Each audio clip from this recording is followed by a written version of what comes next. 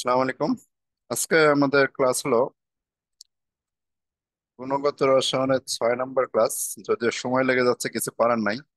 আমরা গত ক্লাসে এই টাইপটা পড়ছিলাম যে দ্রাব্যতা দ্রবণ ঠান্ডা করলে কতটুকু পদক্ষেপ পড়বে।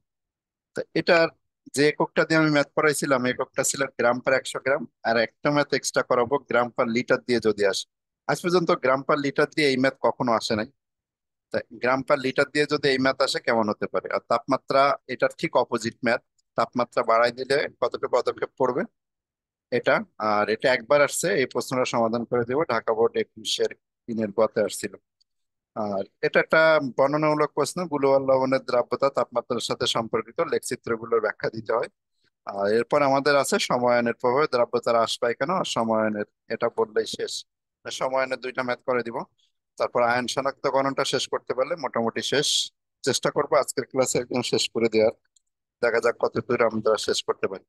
তো প্রথমে আমরা এইখানে গ্রাম পার 100 গ্রাম যদি না থেকে গ্রাম পার লিটার এককে থাকে, সেক্ষেত্রে দ্রবণ ঠান্ডা করলে কতটুকু পদক্ষেপ পড়বে একটা ম্যাথ করালেই হয়ে যাবে। আমি একটা উদ্দীপক আগে উঠাই ফেলি, আমার মতো তৈরি করে দিই, যেহেতু এই জিনিস নাই। তাহলে দ্রবণ ঠান্ডা করার ম্যাথ, দ্রবণ ঠান্ডা করলে কতটুকু পদক্ষেপ পড়বে, এটারই একটা গ্রাম পার লিটার এককে। ধরো এই জায়গায় দেয়া আছে যে যে কোনো একটা লবণ, এক্স একটা লবণ, এক্স লবণটা বা এবি লবণ যেটাই বলো, যে কোনো একটা লবণ দিতে পারো, এবি লবণ এর দ্রাব্যতা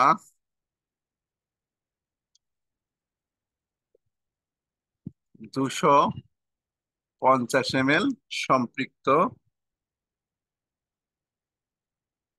দ্রবণ এখানে দেয়া আছে। আর এ জায়গার একটা টেম্পারেচার অবশ্যই অ্যাড করা থাকবে। ধরো উপরে আমি টেম্পারেচারটা লিখে নিই, এবি লবণ, এটা ধরো 55 ডিগ্রি সেলসিয়াস তাপমাত্রা আছে।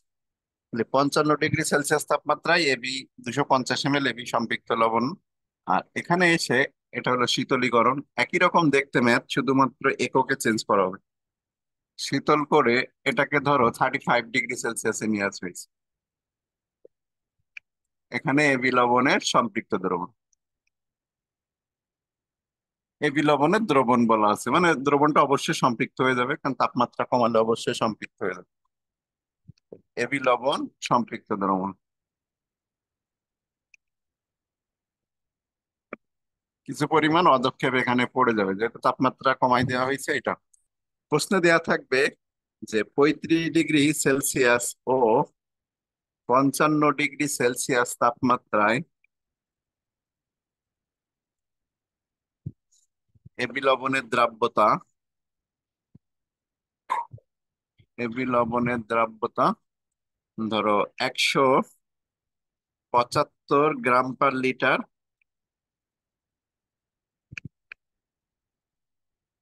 ও 210 গ্রাম পার লিটার। ঘদাগের প্রশ্নে বলা হবে যে এটা এ পাত্র না প্রথম পাত্র, আর এটা ধরো দ্বিতীয় পাত্র বলে দিলাম, এটা দ্বিতীয় পাত্র। দ্বিতীয় পাত্রে কতটুকু লবণ অদক্ষেপ করবে, দ্বিতীয় পাত্রে অদক্ষিপ্ত লবণের পরিমাণ বের করো। অদক্ষিপ্ত লবণের পরিমাণ নির্ণয় করো। এই দ্বিতীয় পাত্রে অদক্ষিপ্ত লবণটা বের করতে হবে। আগের ম্যাথ সবকিছুই আগের মতোই দেখতে, শুধুমাত্র একটা জায়গায় চেঞ্জ। আগে এই জায়গাটায় গ্রাম পার 100 গ্রাম, মানে কোনো একক থাকতো না। আর এই জায়গাটায় এখন শুধুমাত্র এককে চেঞ্জ করে গ্রাম পার লিটার দেওয়া হয়েছে। তা আমি সবসময় একটা এক্সাম্পল দিয়ে বলি, তুমি বাজারে গেছো, মানে এগুলো থেকে কি পড়া যায়। বাজারে যে দেখছো যে আজকে ডিমের দাম লেখা আছে কি, যে ডিম 12 টাকা প্রতি পিস। মানে স্মার্ট লোক যদি এই জিনিসটাকে লেখে, সে এইভাবে লিখতে পারে যে 12 টাকা প্রতি পিস, মানে পার পিসটাকে আমরা যদি সাইন্টিফিক নোটেশনে লিখি তাহলে 12 টাকা প্রতি পিস। তার মানে এই লাইনটাকে রিকভার করলে এক পিসের দাম 12 টাকা আসে।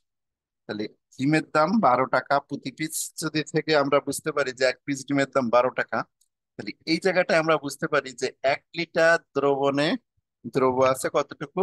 175 গ্রাম। 1 লিটার দ্রবণে দ্রব্য আছে 175 গ্রাম, 1 লিটার দ্রবণে আছে 210 গ্রাম। তার মানে যখন 35 ডিগ্রি সেলসিয়াস ছিল তখন 1 লিটারে 175 গ্রাম দ্রবীভূত হয়। যখন 55 ডিগ্রি সেলসিয়াসে উঠানো হয়েছে সেই সময় 1 লিটারে দ্রবীভূত হচ্ছে 210 গ্রাম। তাহলে 75 থেকে 210 পর্যন্ত উঠছে কেন? এই যে 20 ডিগ্রি সেলসিয়াস তাপমাত্রা বাড়ানোর কারণে। যদি আমি 55 থেকে আবার 35-এ ব্যাক করি, তাহলে এই যে 25 আর এই 10, 35 গ্রাম পদক্ষিপ্ত হবে। তো ওইটা দিয়ে আমরা এই ম্যাথ শেষ করে ফেলতে পারবো। তাহলে এখন আমি লিখতে পারি এখানে এই যে দ্রবণ কিন্তু কনভার্ট করার প্রয়োজন নাই। আগে গ্রাম পার 100 গ্রামে আমাদের কি কাজ করতে হতো? দ্রব্য প্লাস দ্রাবক করতে হতো। এই দ্রবণ সমান আমাদের কাজ করতে হতো কি? দ্রব্য প্লাস দ্রাবক, এই কথাটুকু আমাদের কাজ করে 100 যোগ করে কাজ করতে হতো। কিন্তু এই দ্রাব্যতার এই এককটা নিজেই হলো দ্রবণে আছে। ঠিক আছে, মানে এখানে 1 লিটারটাই কিন্তু দ্রবণ। এই কারণে এখানে আর এই দ্রব্য প্লাস দ্রাবক করার প্রয়োজন পড়ে না। তাহলে এখান থেকে আমরা লিখতে পারি যে 35 ডিগ্রি সেলসিয়াস থেকে, অ্যান্সার আমি এখান থেকে শুরু করলাম, 55 ডিগ্রি সেলসিয়াস থেকে 35 ডিগ্রি সেলসিয়াসে 1 লিটার বা 1000 ml দ্রবণকে ঠান্ডা করলে ঠান্ডা করলে, অদক্ষিপ্ত লবণ অদক্ষিপ্ত লবণ সমান 210 মাইনাস 175 এত গ্রাম। তাহলে এটা কত আসে? 25 আর 10 35 গ্রাম আসে। 35 গ্রাম। তাহলে 1 ml দ্রবণকে ঠান্ডা করলে কতটুকু হবে? ঠান্ডা করলে অদক্ষিপ্ত লবণ 35 ভাগ 1000। এই ম্যাথ কিন্তু ওই ম্যাথের থেকে বেশি সহজ। আর আমাদের বের করতে বলছে 250 ml।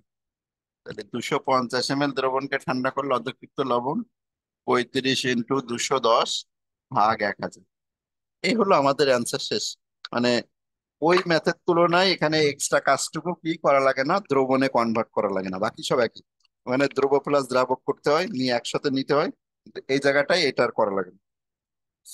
এটা অ্যান্সার কত আসে? 35 + 210 ভাগ হলো 1000।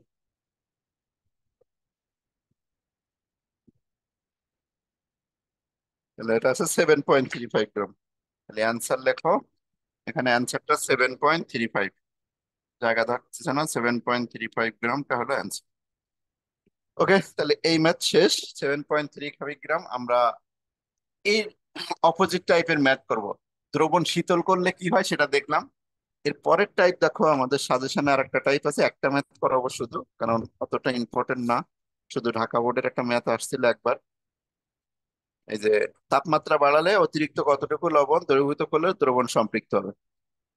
এই প্রশ্নটা আমরা একটা ম্যাথ করে দিব, একটা ম্যাথ করবো, আর ঢাকা বোর্ড 21-3-এর প্রশ্নটা একটু সমাধান করে দিব। তাহলে এই প্রশ্নটা ঐকিক নিয়মে করা যায়, আবার ওই যে দুইটা নিয়মেই করা যায়, সূত্র দিয়ে করা যায়। আমরা ঐকিক নিয়মেই শেষ করে দিব একটা দেখে। দেখো, এই ম্যাথ সেম, শুধুমাত্র আগের মতো করে এখন তাপমাত্রা বাড়াই দেওয়া হবে। আমাদের এটা টাইপ কত টাইপ ছিল? টাইপটা দেখি, তাপমাত্রা বাড়ালে 5 নাম্বার, আমাদের 5 নাম্বার টাইপের ম্যাথ। এই জায়গায় ধরো আগের মতো এবি লবণ আমি দিলাম, তাপমাত্রা একটু বাড়াই দিয়ে ধরো এখানে আছে 70 ডিগ্রি সেলসিয়াস তাপমাত্রা আছে। এবি একটা লবণ, এই এবি লবণের এখানে আছে হলো 300 ml, ধরো একটা দ্রবণ আছে, 300 ml একটা সম্পৃক্ত দ্রবণ আছে। এই 300 ml সম্পৃক্ত দ্রবণটাকে 70 না দিয়ে একটু কম দাও, ধরো 30 ডিগ্রি, কিন্তু যেহেতু তাপমাত্রা বাড়াবো এই জন্য এখানে 30 ডিগ্রি থাকে। আর এবার এখানে উত্তপ্ত করব, উত্তপ্তকরণ। উত্তপ্ত করার ফলে এই দ্রবণটা অসম্পৃক্ত হয়ে যাবে। এটা উত্তপ্ত করে কত ডিগ্রিতে নেওয়া হয়েছে? ধরো 70 ডিগ্রি সেলসিয়াসে নেওয়া হয়েছে। আর এবি লবণ, এখন এই যে 300 ml সম্পৃক্ত দ্রবণ, এটা 300 ml অসম্পৃক্ত দ্রবণ হয়ে গেছে। কেন অসম্পৃক্ত হয়ে গেছে? কারণ আমরা এখানে তাপমাত্রা বাড়াই দিচ্ছি। এই তাপমাত্রা বাড়াই দেওয়ার কারণে এটা আর সম্পৃক্ত অবস্থায় নেই।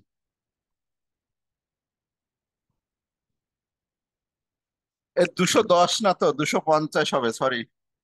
আগের মতে এটা 210 কেন 250? একটু ঠিক করো, ক্যালকুলেশন তাহলে তো ভুল হয়েছে। 8.75, 8.75। 210 ভুল না, 250 হবে। 235 × 250 ঠিক করো। আগের ম্যাথে 250 হবে, 250। 250 দিয়ে গুণ করো।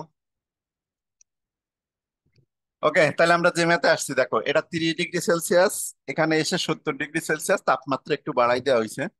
বাড়াই দেওয়ার কারণে এই 300 ml দ্রবণটা সম্পৃক্ত, এটা এখন আর সম্পৃক্ত থাকবে না। কারণ কি, তাপমাত্রা বাড়াই দিলে দ্রাব্যতা বাড়ে, এর মধ্যে অতিরিক্ত কিছু দ্রব্য অ্যাড করতে হবে।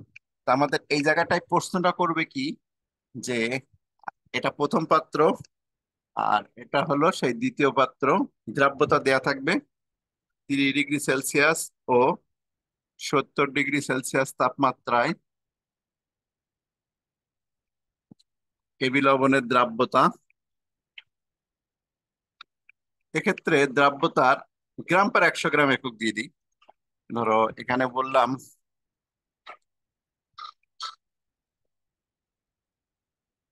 28 ও 39, এরকম র্যান্ডম সংখ্যা দিলে ভালো হয়। 28 আর হলো 39, যাতে বোঝাতে সুবিধা হয়। ঘটাকে বলবে যে দ্বিতীয় পাত্রে অতিরিক্ত কত গ্রাম দ্রব্য দ্রবীভূত করলে, দ্বিতীয় পাত্রে কত গ্রাম দ্রব্য দ্রবীভূত করলে দ্রবণটি সম্পৃক্ত হবে। দ্রবণটি সম্পৃক্ত হবে। দ্বিতীয় পাত্রে কত গ্রাম দ্রব্য দ্রবীভূত করলে দ্রবণটি সম্পৃক্ত হবে। এই ম্যাথ দেখো আগের ম্যাথের ঠিক উল্টা। আগে আমরা শীতল করছিলাম, মানে এই জায়গা থেকে ঠান্ডা করছিলাম। এখন 30 থেকে 70 তাপমাত্রা বাড়াই দিছি। বাড়াই দেওয়ার কারণে এই জায়গাটায় অতিরিক্ত কিছু দ্রব্য দ্রবীভূত হবে। কারণ কি, যেহেতু তাপমাত্রা বাড়াই দিয়েছে, দ্রব্যতা বেড়ে গেছে। তাহলে এখন এই ম্যাথ আমরা অ্যান্সার করব কি করে? তো এটা যেহেতু গ্রাম পার 100 গ্রাম এককে আছে, প্রথমে আমাদের কাজ হবে দ্রবণে কনভার্ট করা। তাহলে আমরা জানি দ্রবণ সমান দ্রব প্লাস দ্রাবক। দ্রব কত আছে এখানে? 30°। আচ্ছা, 30°C তাপমাত্রা আগে করো। 30°C তাপমাত্রায় দ্রবণ, এই দ্রাব্যতার এককটা থাকলে তাকে দ্রবণে কনভার্ট করা লাগে। 30°C তাপমাত্রায় দ্রবণ, দ্রব কত? 28, দ্রাবক কত? 100, 128 গ্রাম। আচ্ছা, এবার 50 ডিগ্রি না 70°C তাপমাত্রায় দ্রবণ কত? দ্রব হলো 39, দ্রাবক হলো 100, তাহলে 139 গ্রাম। আগে আমরা 70 থেকে 30-এ ঠান্ডা করতাম, এখন 30 থেকে কোথায় উঠাবো? 70 উঠাবো।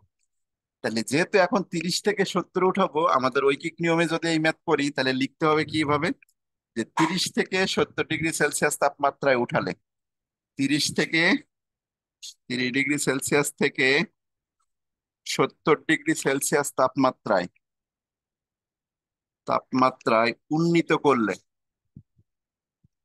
উন্নীত করলে, খেয়াল করো যেহেতু 30 আগে লিখছি, সুতরাং এখন এই মানটা নিব।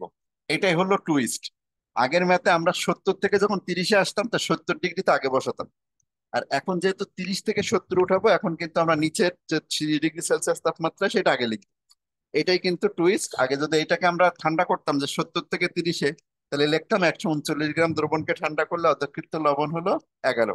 এখন আমরা যেহেতু 30 থেকে উঠবো, আমাদের এই জায়গা থেকে স্টার্টিং হবে। অর্থাৎ 128 গ্রাম দ্রবণে অতিরিক্ত লবণ দ্রবীভূত করতে হয়। তাহলে এই জায়গাটায় 128 গ্রাম, 128 গ্রাম দ্রবণে অতিরিক্ত লবণ দ্রবীভূত করতে হয়।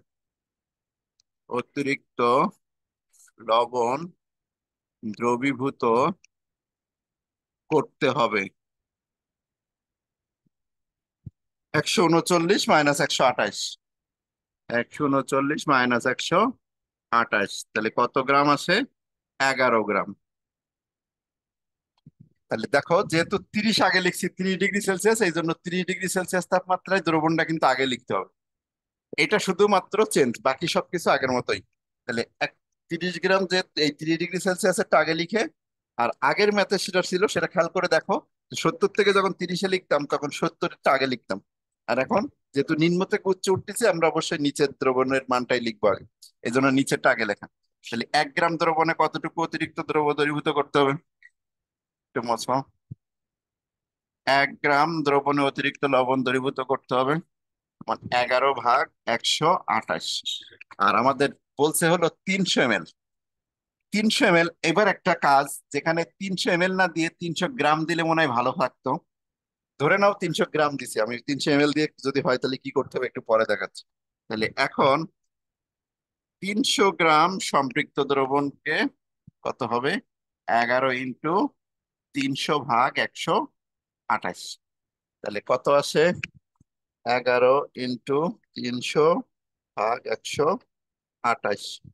ঠিক আছে, তাহলে এটা আসে 25.78। তাহলে 25.78 গ্রাম অতিরিক্ত লবণ যদি এখানে দ্রবীভূত করো তাহলে দ্রবণটা সম্পৃক্ত হবে। প্রশ্ন হলো, যদি এখানে এমএল থাকতো, এই গ্রাম দিলাম বলে আমরা এখানে গ্রাম আছে, এখানে গ্রাম গ্রাম গ্রাম বসাইতে পারছি। তো এমএল থাকলে আগেই বলছি যে এমএল তখনই দিবে যদি সেখানে একটা আপেক্ষিক গুরুত্ব অ্যাড করা থাকে। ধরো এই জায়গায় বলে দিল যে এই দ্রবণটার আপেক্ষিক গুরুত্ব, তখন আমাদের এমএল থাকলেও কোনো সমস্যা করবে না। এই গ্রামটার 30 গ্রাম থাকলে এখানে কিন্তু অ্যান্সার শেষ। এই যে এটাই কিন্তু অ্যান্সার, এই যে 25.78, এটা কিন্তু অ্যান্সার যদি 300 গ্রাম থাকতো। যদি 300 গ্রাম থাকতো আমাদের কোনো ঝামেলা নাই, কারণ এখানে গ্রামে বসবে। কিন্তু যদি এখানে এমএল দেয়া থাকে, যদি এখানে এমএল দেয়া থাকে, ওরা অবশ্যই আপেক্ষিক গুরুত্ব কথাটা বলে দিবে, যে এটার আপেক্ষিক গুরুত্ব 1.05, এরকম একটা মান দেয়া থাকে। তাহলে আমরা এই 300 ml কে কনভার্ট করে গ্রামে নিতে পারবো। কি করে গ্রামে কনভার্ট করতে পারি? আমরা জানি M = হলো V × ρ। ভি এর মানটা হলো এই যে 300, আর 300-র সাথে আপেক্ষিক গুরুত্ব 1.05। মনে রাখবা, গ্রাম এমএল এর কনভার্ট করার জন্য আপেক্ষিক গুরুত্বটা দেয়া থাকে। তাহলে 300-র সাথে 1.05 বসাও, 1.05 বসালে সেটা 315 আসে। তখন আমরা এই জায়গাটায় 315 গ্রাম, এই যে গ্রামে চলে আসছে, এই যে 315 গ্রাম বসাই দিব। তাহলে কখন এই কাজ করব? যদি এখানে এমএল এ দেয়া থাকে আর আপেক্ষিক গুরুত্ব দেয়া থাকে। আমাদের যেহেতু প্রশ্ন গ্রাম দরকার, এই যে 128 গ্রাম, তখন এটাকে এমএলটাকে আমরা গ্রামে কনভার্ট করে দিই। ঠিক আছে। আর ধরো এই জায়গাটা এমএল আছে ঠিকই, কিন্তু আপেক্ষিক গুরুত্ব উল্লেখ নাই। তাহলে আপেক্ষিক গুরুত্ব উল্লেখ যদি না থাকে, বাই ডিফল্ট আপেক্ষিক গুরুত্ব 1 ধরতে হয়। তখন বাই ডিফল্ট আপেক্ষিক গুরুত্বকে কত ধরতে হয়? 1। মানে কোনো কিছু দেয়া নাই, মানে আপেক্ষিক গুরুত্ব 1 দেয়া আছে। তাহলে এর সাথে 1 গুণ করে দিলে, যেটাই 300 ml, সেটাকে এখন তুমি 300 গ্রাম ধরতে পারো। তাহলে এই জায়গাটায় 300 গ্রাম লিখতে পারবো, এমএলটাই গ্রাম। তাহলে আপেক্ষিক গুরুত্ব দেয়া নাই মানে এটা দেয়া থাকবে না, মানে আপেক্ষিক গুরুত্ব 1 দেয়া আছে। ঠিক আছে, কোনো কিছু আপেক্ষিক গুরুত্ব দেয়া নাই মানে আপেক্ষিক গুরুত্ব 1। ওকে। তাহলে এই হলো দ্রবণ উত্তপ্তকরণ। আর এই সেম ম্যাথটা যদি আমরা ঐকিক নিয়মে না করে সিম্পল এ নিয়মে করি, সিম্পল কি নিয়মে করব? এই সেম ম্যাথটা যদি আমরা সূত্র পদ্ধতিতে করি, তো দেখো সূত্র পদ্ধতিতে আমরা করে ফেলি। সূত্র পদ্ধতিতে এই ম্যাথ করতে গেলে 3°C তাপমাত্রায় দ্রবণ আছে। তাহলে প্রথমে লেখো যে 3°C তাপমাত্রার জন্য আমরা ফর্মুলা অ্যাপ্লাই করব। 3°C তাপমাত্রায় প্রথম পাত্রে দ্রব আছে, প্রথম পাত্রে দ্রব এম বের করব। তাহলে S = 100 M, বড় এম মাইনাস ছোট এম। এস এর মান 3°C তাপমাত্রায় হলো 28। আর এটা এমএল না, এটা গ্রামই ধরো। আর এমএল মানে কি গ্রাম, কারণ কি আপেক্ষিক গুরুত্ব দেওয়া নাই, যেটা এমএল সেটাই গ্রাম। তাহলে দ্রাব্যতা মান বসালাম, এস এর মান হলো 28, 100। এমটা আমরা বের করতে চাচ্ছি। দ্রবণ কতটুকু দেখো, এটা বড় এমটা হলো দ্রবণ, এই বড় এমটা দ্রবণ হলো 300 গ্রাম সম্পৃক্ত দ্রবণ। তাহলে 300 মাইনাস হলো এম। তাহলে এখান থেকে ক্যালকুলেশন করে ফেলি যে এম এর ভ্যালু কত আসে। তাহলে 28-এর সাথে 300 গুণ, 28 × 300, 8,400। 8,400 মাইনাস হলো 28 এম, সমান 100 এম। তাহলে 128 এম ভাগ হলো 8400 ভাগ 128, তাহলে এটা আসে 65.625। তা আসে হলো, তাহলে এমটা আসছে, এখানে এম এর ভ্যালু আসছে, এই যে এটা দিয়ে ভাগ করলে 65.625 এম। তাহলে এই জায়গায় আমরা লিখে রাখি যে এর দ্রব্য কতটুকু আছে এই দ্রবণে। এখানে দ্রব্য আসছে হলো 65.625 এম। এবার দেখবো যে এখানে কতটুকু দ্রব্য আছে। তাহলে এটা থেকে এটা বাদ দিলে এই জায়গায় অতিরিক্ত কত গ্রাম দ্রবীভূত হয়েছে সেটা পেয়ে যাবো। তাহলে এই পাত্রের মধ্যে দ্রব্য মানে লবণ আছে, এই যে লবণ, দ্রব্য মানে কি লবণ আছে, দ্রব্য মানে কি লবণ, এই যে লবণ, এটা কি লবণ, লবণ বা দ্রব্য আছে কতটুকু, 65.25625, সরি 65.625 গ্রাম, 65.625 গ্রাম। ঠিক আছে, 128, ক্যালকুলেশন ঠিক আছে, 328 এম, আর ওই পাশে 100 এম, এটা 128 এম, বাট এটা ওকে। তাহলে এই গেল হলো আমাদের এই পাত্রে দ্রবণ। এখন এই পাত্রে দ্রবণটা তো আমরা আছেই, এই পাত্রের পানি আছে কতটুকু সেটা একটু দেখে নিই তো। প্রথম পাত্রে পানি বা দ্রাবক আছে, প্রথম পাত্রে দ্রাবক কতটুকু আছে, দ্রাবক বা পানি আছে, পানি আছে, দ্রাবকের পরিমাণটা, দ্রাবকের পরিমাণ সমান কি হবে, দ্রবণ থেকে দ্রব বাদ যাবে, দ্রবণ মাইনাস দ্রব, বা তুমি ফর্মুলাতে লিখতে চাইলে এটাকে এম মাইনাস এম লিখতে পারো। এম মাইনাস এম কি করে, এমটা দ্রবণ, ছোট এমটা দ্রবণ, তাহলে এমটা কত, 300, 300 মাইনাস 65.625, তাহলে 300 থেকে এটা বাদ দাও, 234.375, 234.375 গ্রাম। তাহলে 3 ডিগ্রি সেলসিয়াস তাপমাত্রায় আমরা কি করলাম, প্রথম পাত্রে পানির পরিমাণ, মানে পানি মানে দ্রাবক, এটা এখানে লিখে রাখো একটু, 234, 37 লিখে ফেলছি কিন্তু 234 হবে, 234.375, 234.375 গ্রাম। এবার আসি 70 ডিগ্রি সেলসিয়াস তাপমাত্রায় আমরা ফর্মুলাটা ব্যবহার করবো। তাহলে 70 ডিগ্রি সেলসিয়াস তাপমাত্রায় দ্বিতীয় পাত্রে দ্রব, দ্বিতীয় পাত্রে দ্রব, তাহলে দ্বিতীয় পাত্রের জন্য আমরা আবার একটা ফর্মুলা অ্যাপ্লাই করব, এই same formula, S equal to 100 M, বড় এম মাইনাস ছোট এম। এই বড় এম মাইনাস ছোট এম যেটা দ্রাবক, এই দ্রাবকের ভ্যালু কিন্তু পাওয়া, ঠিক আছে, এম মাইনাস এমটাই কিন্তু বসাতে হবে, পারতপক্ষে এম মাইনাস এম না বসে তুমি 100 এম নিচে এক্স বসাইতে পারো দ্রাবক, ঠিক আছে।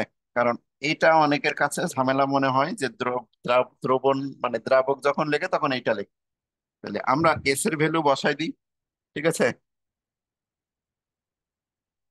এই লাইনটা নিচে লিখলে ভালো হয়, তাহলে 100 এম আর নিচে হলো এক্স, এস এর মান বসাও এখন।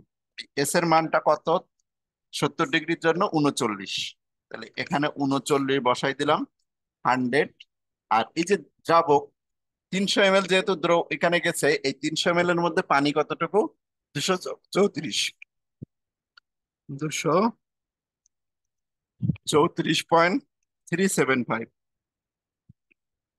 তাহলে এখানে এম হবে, তাহলে 39-এর সাথে এটা গুণ দাও, 9140 ভাগ 100,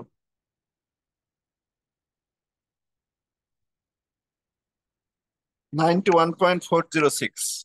তাহলে এখান থেকে এম এর ভ্যালু আসছে আমাদের কত, 91.406, 91.406। তাহলে এত গ্রাম দ্রব্য আছে এইটাতে।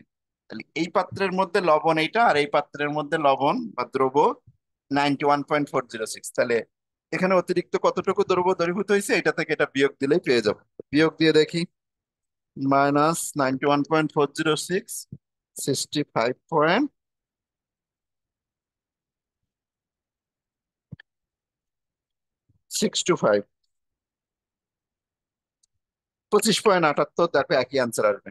তাহলে এখন আমাদের দ্বিতীয় পাত্রে দ্রব্য কতটুকু পাইছি? 91। এটা লিখে রাখো একটু। এখানে এমটা পাইছি হলো 91.406। তাহলে দ্বিতীয় পাত্রে, অতএব দ্বিতীয় পাত্রে অতিরিক্ত লবণ দ্রবীভূত করতে হবে। অতিরিক্ত লবণ দ্রবীভূত করতে হবে সমান 91.406 মাইনাস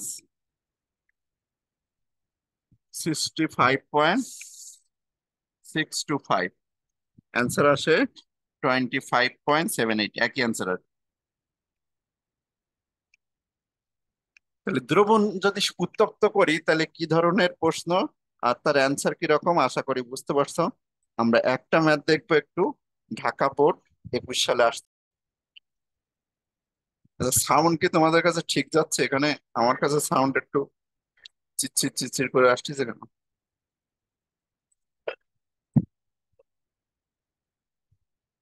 ওকে, এই জায়গায় খেয়াল করে দেখো যে এটা হলো ঢাকা বোর্ড 2021 সালের একটা প্রশ্ন।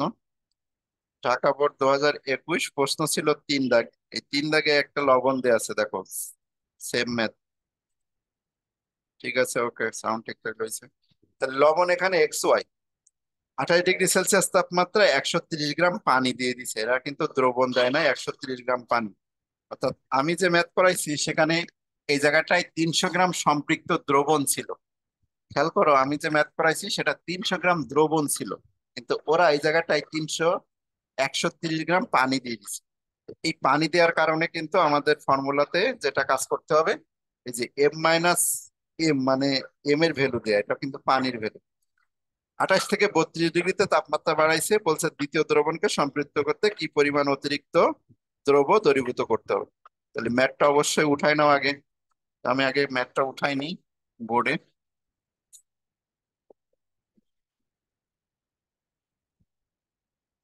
দ্রবণ ঠান্ডা করা গরম করা যে কোনো একটা বোর্ডে এই প্রশ্ন আসবে, বুঝছো? এটা হলো ঢাকা বোর্ড 2021, 3-এর ঘ নম্বর প্রশ্ন।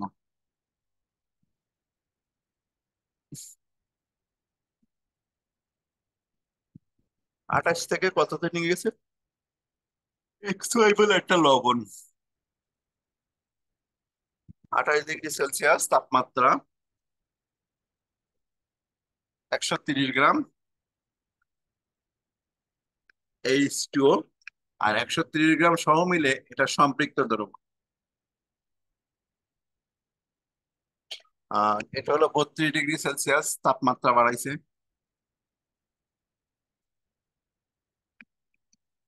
XY লবণই আছে, 32 ডিগ্রি সেলসিয়াসে নিয়ে গেছে। XY লবণের দ্রবণ, XY এর দ্রবণ।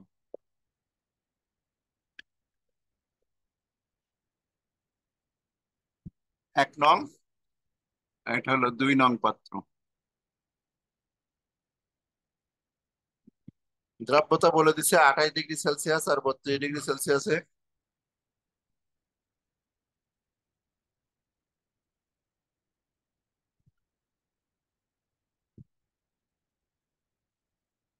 28 ডিগ্রি ও 32 ডিগ্রি সেলসিয়াস তাপমাত্রায় XY লবণটির দ্রাব্যতা। দূর থেকে লিখি।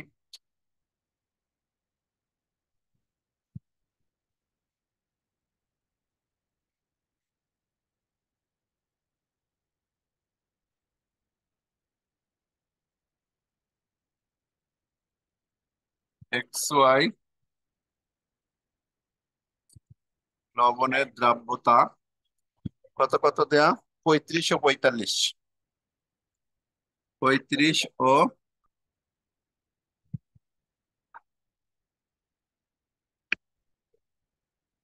45।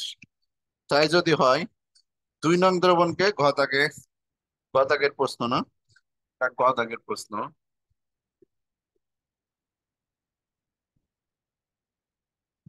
দ্রবণকে সম্পৃক্ত করতে দেখো আমার ক্লাসে টাইম কিন্তু কমে যেত যদি আমি এই প্রশ্ন না উঠাতাম, কিন্তু সমস্যা হলো কি, আমি প্রশ্ন উঠাই না উঠাইলে তোমরা প্রশ্ন উঠাবো না, আলটিমেটলি পরীক্ষার সময় কোশ্চেন থেকে চিনতেই পারবে না। তো এটাই প্রশ্ন ছিল, দুই দ্রবণকে সম্পৃক্ত করতে কি পরিমাণ অতিরিক্ত দ্রব্য যোগ করতে হবে, কি পরিমাণ অতিরিক্ত দ্রব্য যোগ করতে হবে, দ্রব্য যোগ করতে হবে।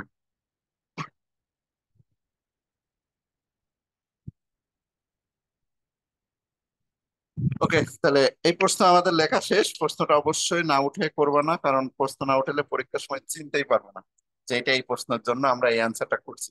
এজন্য অবশ্যই প্রশ্ন উঠে নিচে অ্যান্সার লিখতে হয়, প্রশ্ন না দেখে কখনো অ্যান্সার করতে নেই। 28 আর এটা হলো 32। তাহলে আমরা যদি সূত্র পদ্ধতিতে করি এই ম্যাথ খুব দ্রুত হবে, আর যদি ঐকিক নিয়মে করতে চাই তাহলে এক্সট্রা হলো এই জায়গাটায় দ্রব্য বের করে যোগ করে তারপর করতে হবে। সেটা একটু ঝামেলার হবে, যেহেতু পানি দিয়ে দিছে। আমাদের ফর্মুলাটা কি ছিল? এস ইকুয়াল টু 100 m বড় এম মাইনাস ছোট এম।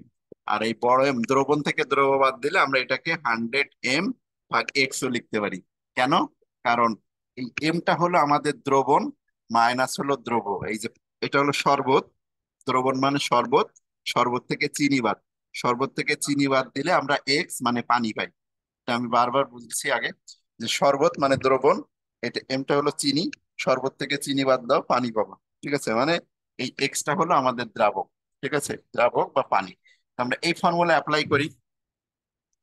তাহলে প্রথম 1 নং পাত্রে অ্যান্সার এখান থেকে শুরু। 1 নং পাত্রে দ্রব্য আছে, 1 নং পাত্রে দ্রব্য মানে লবণ আছে, দ্রব্য বা এক্স ওয়াই লবণ আছে, এক্স ওয়াই লবণ আছে কতটুকু দেখে নি। তাহলে এস ইকুয়াল টু 100 m ভাগ হলো এক্স। এক্স কেন বসাইছি? কারণ আমাদের 130 গ্রাম পানি বলা আছে, যেহেতু 130 গ্রাম পানি, এ কারণে আমরা ওখানে শুধু এক্স বসাই দেব। তাহলে এস এর ভ্যালু কত? 28 ডিগ্রি সেলসিয়াস, যেহেতু তাপমাত্রা। তাহলে 28 ডিগ্রি সেলসিয়াস তাপমাত্রায় দ্রাব্যতা হলো 35। 100 m আর নিচে এক্স, এক্স এর মানটা হলো 130। তাহলে একবারে বের করে ফেলো এখান থেকে 135, 35 × 130 ভাগ 100, 35 × 130 ভাগ 100। তাহলে এটা কত আসে? 45.5। তাহলে এক্ষেত্রে আমাদের এম এর ভ্যালু আসছে 45.5 গ্রাম, 45.5 গ্রাম। তাহলে প্রথম পাত্রে যে আমাদের দ্রবণ আসছে, দ্রব্য এখানে এক্স ওয়াই, এক্স ওয়াই লবণ কত আসছে এটার মধ্যে? এক্স ওয়াই লবণ আছে বা দ্রব্য আছে, আসছে কত? 45.5 গ্রাম। তাপমাত্রা বাড়াইছি, 32 ডিগ্রিতে উঠাইছি, তখন দেখি এখানে কত গ্রাম দ্রব্য হয়। এই জায়গাটায় লবণ আছে এত, তাপমাত্রা বাড়াই দেওয়ার কারণে কতটুকু লবণ দ্রবীভূত হয়েছে তখন আমরা বুঝতে পারবো। তাহলে এখন 2 নং পাত্রের জন্য সেম ফর্মুলা। 2 নং পাত্রে এক্স ওয়াই লবণ আছে, সেম ফর্মুলা ব্যবহার করব, যেহেতু এটা পানি। 130 গ্রামটা আমাদের পানি দিয়ে খুব সুবিধা করে দিচ্ছে। তাহলে এখন যেহেতু 2 নং পাত্রের দ্রাব্যতা হলো 32 ডিগ্রি সেলসিয়াস, তাহলে 32 ডিগ্রিতে দ্রাব্যতাই, যে দেখো 32 ডিগ্রিতে দ্রাব্যতার ভ্যালু 45 বসাতে হবে। এখানে 45 বসাও, 100 m আর নিচে এক্স এর মান 130। কেন 130 বসাইতে পারতেছি? কারণ এটা তো পানি, এখানেও তাপমাত্রা বাড়াইছি, তাপমাত্রা বাড়ালে তো পানি তো আর ইয়ে হয়ে যাবে না, মানে এখানে 32 ডিগ্রি সেলসিয়াসে পানি তো আর বাষ্পীভূত হবে না। তার মানে এখানে যাতে 130 গ্রাম পানি থাকে, এখানে 130 গ্রাম পানি থাকে। 28 থেকে 32-এ গেলে তো পানি পানি উঠে যাবে না। তাহলে এই জায়গায় 130 যদি দিয়ে বসাও, তাহলে এই জায়গায় এম এর ভ্যালু কত আসছে সেটা দেখো। 130 × 45 ভাগ 100, তাহলে এটা আসে 58.5। তাহলে এই জায়গাটায় আমাদের লবণ কতটুকু আসছে? এক্স ওয়াই লবণ, এখানে লবণটা হইছে 58.5, 58.5 গ্রাম। তাহলে দেখো আগে ছিল 45, এখন হয়েছে 58। তাহলে এই যে তাপমাত্রা বাড়ানোর কারণে অতিরিক্ত কতটুকু লবণ দ্রবীভূত হয়েছে, ওইটা থেকে এটা বিয়োগ দিলে হয়ে যাচ্ছে। তাহলে এখন আমরা লিখতে পারি কি, যে দ্বিতীয় পাত্রে অতিরিক্ত লবণ দ্রবীভূত করতে হবে। দ্বিতীয় পাত্রে বা 2 নং পাত্রে, 2 নং পাত্রে অতিরিক্ত লবণ দ্রবীভূত করতে হবে করতে হবে সমান 58.5 মাইনাস 45.5। এটা থেকে এটা বিয়োগ দাও, তাহলে 58.5 মাইনাস 45.5, তাহলে কত গ্রাম আসে? 13 গ্রাম আনসার আসে। এটা অ্যান্সার। তাহলে আশা করি উত্তপ্ত করার ম্যাথ যদি দেয় তোমরা পারবা। আমরা আগে একটা করে দেখাইছি, আর একটা করে দিলাম। আমরা এখন লাস্ট টাইপের ম্যাথ, সময়ায়নের ম্যাথ করব। খুবই খুবই ইম্পর্টেন্ট সময়ায়নের ম্যাথ। দেখো, আমরা সময়ায়নের ম্যাথে চলে যাই। এই যে, এটা নিয়ে একটু পরে কথা বলতেছি। গ্লোবাল লবণের তাপমাত্রা বাড়ালে, আচ্ছা না হয় একবারেই বলে দিই। গ্লোবাল লবণের তাপমাত্রা তাপমাত্রার সাথে সম্পর্কিত লেখচিত্র হচ্ছে যশোর বোর্ড 23 2 এর ঘতে আসছে, আর কুমিল্লা বোর্ড 21 1 এর ঘতে আসছে। তো এটা আসলে কি ধরনের জিনিস, এই প্রশ্নটা একটু বলে দিই 6 নম্বর, তারপর আমরা 7 নম্বর প্রশ্ন শুরু করি। 6 নম্বর প্রশ্নে আমরা কিছু কথা বলবো, অল্প কিছু, দ্রুতই হয়ে যাবে। দেখো,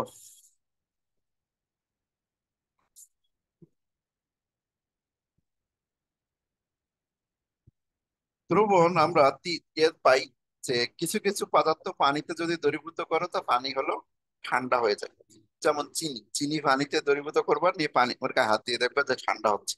মানে আগে যতটুকু পানি গরম ছিল তার থেকে চিনি দ্রবীভূত করলে পানি ঠান্ডা হয়। সোডিয়াম ক্লোরাইড মানে আমার যে খাবার যে লবণ, এই খাবার লবণও পানিতে গুলে দেখবা, ওর গায়ে হাত দিয়ে দেখবে এটা ঠান্ডা হয়। কিন্তু উল্টা ঘটনা আমার ঘটবে যদি তুমি চুন পানিতে দাও, হাত দিয়ে দেখবা যে পানি গরম হচ্ছে। তাহলে আমরা বুঝতে পারি যে দুই ধরনের পদার্থ হয়, যারা একটা পদার্থ পানিতে দিলে পানি ঠান্ডা হয়ে যায়, আর একটা পদার্থ পানিতে দিলে পানি গরম হয়। তো এদেরকে দুই ধরনের দ্রবণ বলে। 1 নম্বর দ্রবণটার কথা বলি আমরা, যে তাপ শোষী দ্রবণ বা তাপহারী দ্রবণ। তাপহারী দ্রবণ কারা? যে সকল পদার্থ পানিতে দ্রবীভূত করলে পানি ঠান্ডা হয়।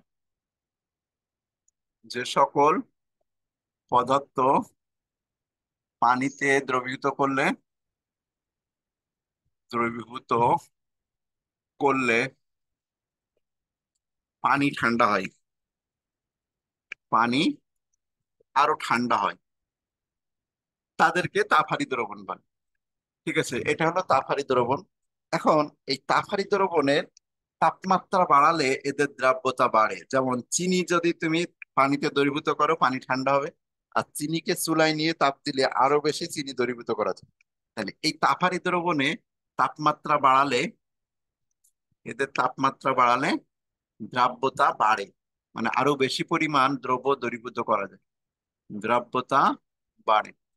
তাহলে দ্রাব্যতা বাড়ে কেন?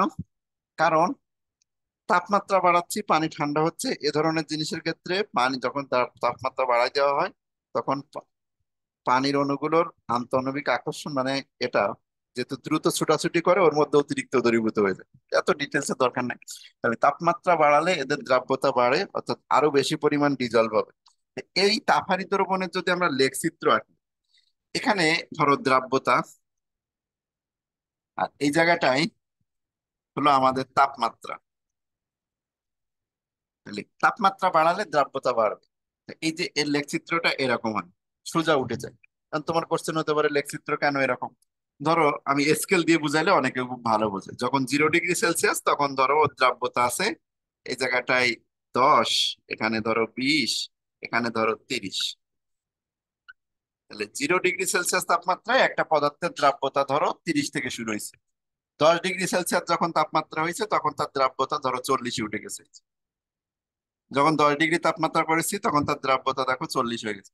যখন 20 ডিগ্রি সেলসিয়াস করছি তখন তার দ্রাব্যতা এই যে 50-এ গেছে। যখন 30 ডিগ্রি সেলসিয়াস করছি তখন তার দ্রাব্যতা দেখো 60-এ গেছে। তার মানে তাপমাত্রা বাড়াচ্ছি, দ্রাব্যতা দেখো বেড়ে বেড়ে চলে যাচ্ছে। এটা, এই স্কেল ব্যবহার করতেছি না, স্কেল ব্যবহার করার দরকার নেই। তাপমাত্রা বাড়ালে দ্রাব্যতা বাড়ে, সিম্পলি তাদের সম্পর্কটা তুমি সিম্পলি কি করতে পারো, এই যে এভাবে উঠাই দিতে পারো। কারণ কি, 0 ডিগ্রিতে দ্রাব্যতা এত, 10 ডিগ্রিতে এত, 20 ডিগ্রিতে এত, 30 ডিগ্রিতে এত, 40 ডিগ্রিতে এত, তার মানে দ্রাব্যতা বেড়ে উপরের দিকে যাচ্ছে।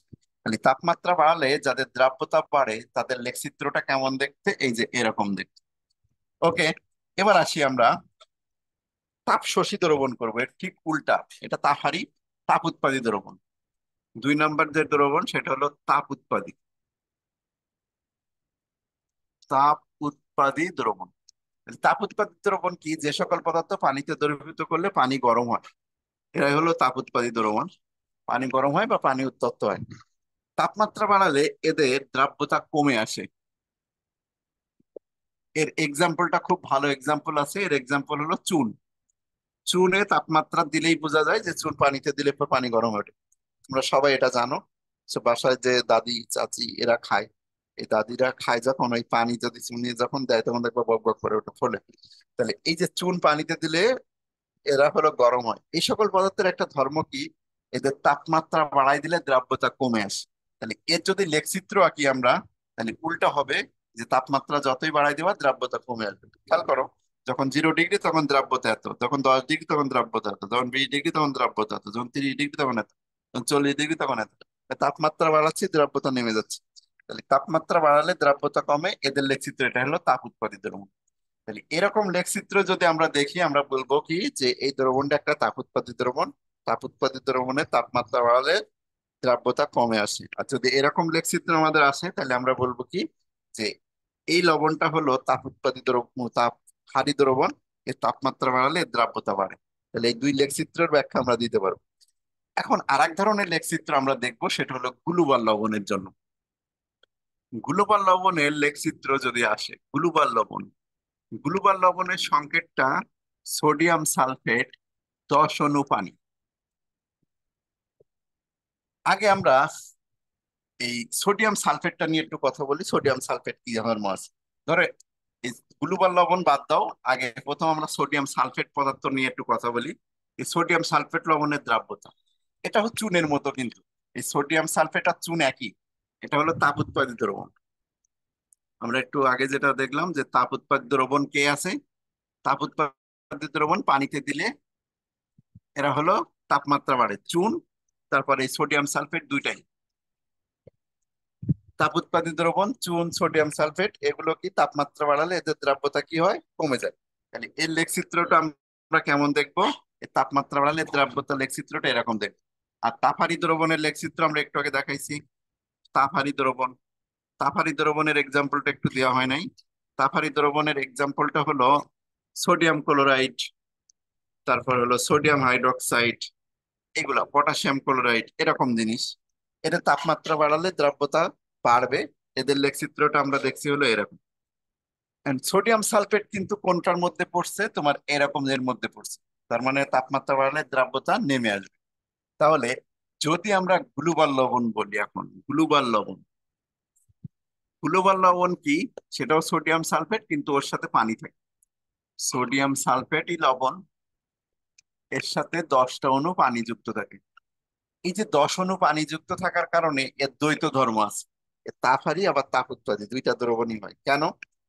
যতক্ষণ পর্যন্ত এর সাথে পানি যুক্ত থাকবে ততক্ষণ পর্যন্ত সে একটা তাপহারী দ্রবণ। তার মানে পানি যুক্ত থাকাকালে তাপমাত্রা বাড়ালে এর দ্রাব্যতা বাড়ে। তাহলে প্রথমত কি হয়? তাপমাত্রা বাড়ালে এর দ্রাব্যতা বাড়ে একটা নির্দিষ্ট তাপমাত্রায়। সেই মানটা কত? 32 ডিগ্রি। এটা 32 ডিগ্রি সেলসিয়াস তাপমাত্রা দাও। এই যে 32 ডিগ্রি সেলসিয়াস তাপমাত্রায় যে 32.4, এক্স্যাক্টলি 32.4 ডিগ্রি সেলসিয়াস তাপমাত্রায় যে এই পানির অণুগুলো ওর থেকে একদম ডিটাচড হয়ে যায়, মানে একদম ডিহাইড্রেটেড হয়ে যায়। মানে পানির অণুটার সাথে থাকেই না, মানে পানি একদম সম্পূর্ণ আলাদা হয়ে যায়। 32.4 ডিগ্রি সেলসিয়াস তাপমাত্রায় সে সিঙ্গেল সোডিয়াম সালফেটের মতো আচরণ করে। সিঙ্গেল সোডিয়াম সালফেট মানে সোডিয়াম সালফেট লবণ হয়ে যায়। আগে ওর সাথে যে 10 অণু পানি ছিল, 10 অণু পানি ওর থেকে কি হয়ে যায়? ছুটে যায়, মানে ওর সাথে আর থাকে না। ওই গ্লাস পানিটা ওর থেকে কি হয়ে যায়? আলাদা হয়ে যায়। আর যখনই সে সোডিয়াম সালফেটে পরিণত হয় 32.4 ডিগ্রি সেলসিয়াস, তখন আবার সে কি দ্রবণ? তখন সে তাপ উৎপাদিত দ্রবণ। তাপ উৎপাদিত দ্রবণ হওয়ার কারণে তখন থেকে তার দ্রাব্যতা আবার নিচে নেমে যায়। তাহলে কখন? 0 থেকে 32 ডিগ্রি সেলসিয়াস পর্যন্ত দ্রাব্যতা বাড়ে। আর 32 থেকে যখনই 32.4 ডিগ্রি সেলসিয়াস ওঠে, তখনই যেহেতু পানির অণুটা ওর থেকে সরা যায়, তখনও দ্রাব্যতা এরকম নিচে নেমে আসে। তাহলে আমরা তিন ধরনের রেখা পাইছি। প্রথমত কি রেখা পাইছি? এরকম একটা লবণ থাকবে, এই লবণ। এই লবণ যদি থাকে আমরা বুঝতে পারবো যে এটা একটা লবণ। এটা হলো কি, ধরো NaCl লবণ। এই NaCl লবণটা কি, যে তাপমাত্রা বাড়াচ্ছি এর দ্রাব্যটা বাড়ে কেন, কারণ এটা তাপারি দ্রবণ। আচ্ছা, দ্বিতীয় আরেকটা আমরা লবণ পাচ্ছি, সেটা হলো সোডিয়াম সালফেট না দিয়ে ধরো চুন। এই যে চুন পাচ্ছি, চুন বা ক্যালসিয়াম অক্সাইড, এটা তাপমাত্রা বাড়ালে এর দ্রাব্যতা কমে আসছে। আরেকটা লবণ আমরা পাচ্ছি, সেটা হলো কি, প্রথমত দ্রাব্যতা যে এরকম বাড়ে, বাড়ার পরে আবার নিচে নেমে যাচ্ছে। এই যে এটা হলো সোডিয়াম সালফেট দর্শন পানি বা গ্লুবাল লবণের লেখচিত্র। তাহলে গ্লুবাল লবণের লেখচিত্রটা কেন এরকম হয়েছে, যে প্রথমত 32.4, এই জায়গাটার কত তাপমাত্রা, 32.4 ডিগ্রি সেলসিয়াস। তাহলে 0 থেকে 32 ডিগ্রি সেলসিয়াস তাপমাত্রা পর্যন্ত দ্রাব্যতা বাড়ে, তারপর থেকে দ্রাব্যতা কমে আসে। তো এই প্রশ্নটা একটা ছবি আমাদের দেখা দিতে হবে, আমি তোমাদের অ্যান্সারটা দিয়ে দিচ্ছি। তো প্রশ্ন কোথায় আসছে সেটা খেয়াল করো। এই প্রশ্ন কোথায় আসছে, যশোর বোর্ড 23 2 এর খ দাগে আছে। তো আমরা একটু যশোর বোর্ডে যাই।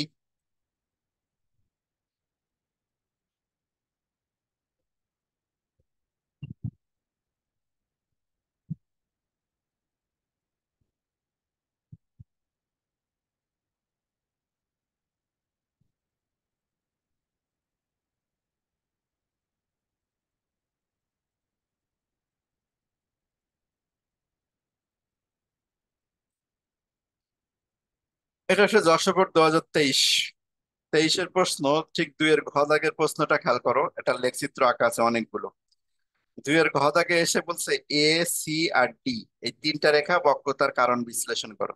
তো এ রেখাটা আইডেন্টিফাই করো, এই যে এ রেখাটা, এ রেখাটা এখানে কি রকম আছে, এই যে এইভাবে উঠছে। তাহলে এটা হলো তাপমাত্রার সাথে দ্রাব্যতা বাড়ছে। তাহলে এটা তাপারি দ্রবণ, তাপারি দ্রবণে তাপমাত্রা বাড়লে দ্রাব্যতা বেড়ে গেছে। সি নাম্বার রেখাটা কই, সি নাম্বার রেখাটা দেখো, এই যে সোজা নিচের দিকে নেমে আসছে, সোজা নিচের দিকে নেমে আসছে। তাহলে তাপমাত্রা বাড়ার কারণে এর দ্রাব্যতা কমে গেছে। আর ডি নাম্বার রেখাটা দেখো, এই যে এটা ডি নাম্বার রেখাটা, এই যে ওপরে যে আবার নিচে নেমে আসছে, তার মানে ডি নাম্বার লেখাটা যে গ্লোবাল লবণ, এটা আমাদের বুঝতে বাকি নেই। তাহলে প্রথমত তাপমাত্রা বাড়ালে দ্রাব্যতা বাড়ে, তারপরে 32.4 ডিগ্রি সেলসিয়াস পরে এর তাপমাত্রা নেমে আসে, দ্রাব্যতা কমে। এর এটা উদ্ভট প্রশ্ন না, এই প্রশ্ন এর আগেও আসছে। দেখো, এটা উদ্ভট প্রশ্ন না, এই প্রশ্নটার অ্যান্সার খুবই সহজ, তিনটা লেখচিত্রের একটা ব্যাখ্যা দিতে হবে। জাস্ট কথাগুলো কি কি বলবা, কথা সিম্পল, যে প্রথম যৌগটা হলো তাপারি দ্রবণ, এই তাপারি দ্রবণ তাপমাত্রা, যাদের তাপমাত্রা পানিতে দিলে ঠান্ডা হয়, এদের তাপমাত্রা বাড়লে দ্রাব্যতা বাড়ে, তাই এই যৌগটা তাপমাত্রা বাড়লে দ্রাব্যতা বেড়ে গেছে। তারপর সি নাম্বার যৌগটার কথা যদি বলো, সি নাম্বার যৌগটা কি, যে সি নাম্বার যৌগটি হচ্ছে একটি তাপ উৎপাদিত দ্রবণ। এই তাপ উৎপাদিত দ্রবণ তাপমাত্রা বাড়ালে দ্রাব্যতা বাড়ে, এই দ্রাব্যতা কমে, তাই তাপমাত্রা বাড়ার কারণে দ্রাব্যতা কমে আছে। আর ডি যৌগটি হলো গ্লুবাল লবণ, গ্লুবাল লবণের তাপমাত্রা বাড়লে এক সময় 32.4 ডিগ্রি সেলসিয়াস পর্যন্ত দ্রাব্যতা বাড়ে। 32.4 ডিগ্রি সেলসিয়াস তাপমাত্রা এটা ডিহাইড্রেটেড হয়ে যায়, মানে এর সাথে পানি, গ্লাস পানি থাকে না, তখন সে তাপ উৎপাদিত দ্রবণ হয়ে যায়, তখন তার দ্রাব্যতা কমে আসে। এই কয়টা কথা যদি তুমি গুছাই লেখো, হয়ে যাবে। আমরা অ্যান্সারটা দেখাই দিব। এই প্রশ্ন আর কোথায় আসছে সেটা একটু দেখাই। এই প্রশ্ন আর আসছে কোথায়,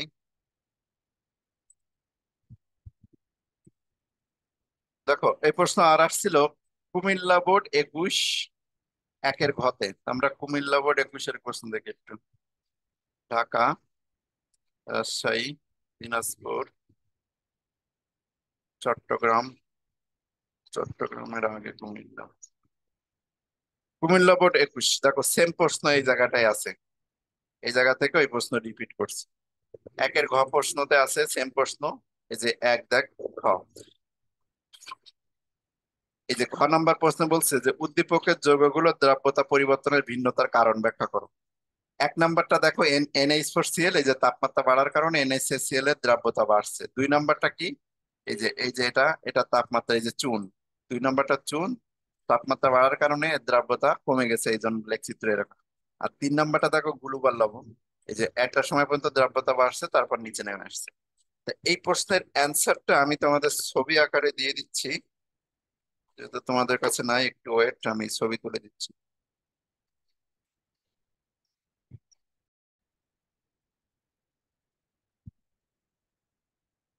এই যে কুমিল্লা বোর্ড প্রশ্নটা, একটু জুম করে নিই,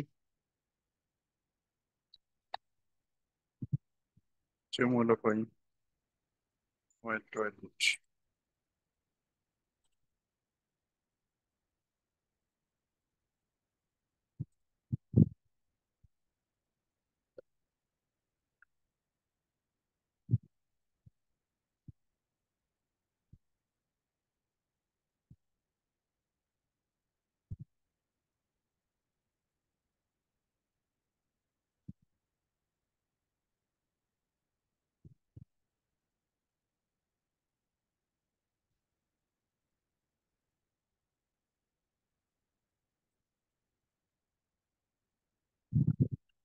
কুমিল্লা বোর্ড 2021।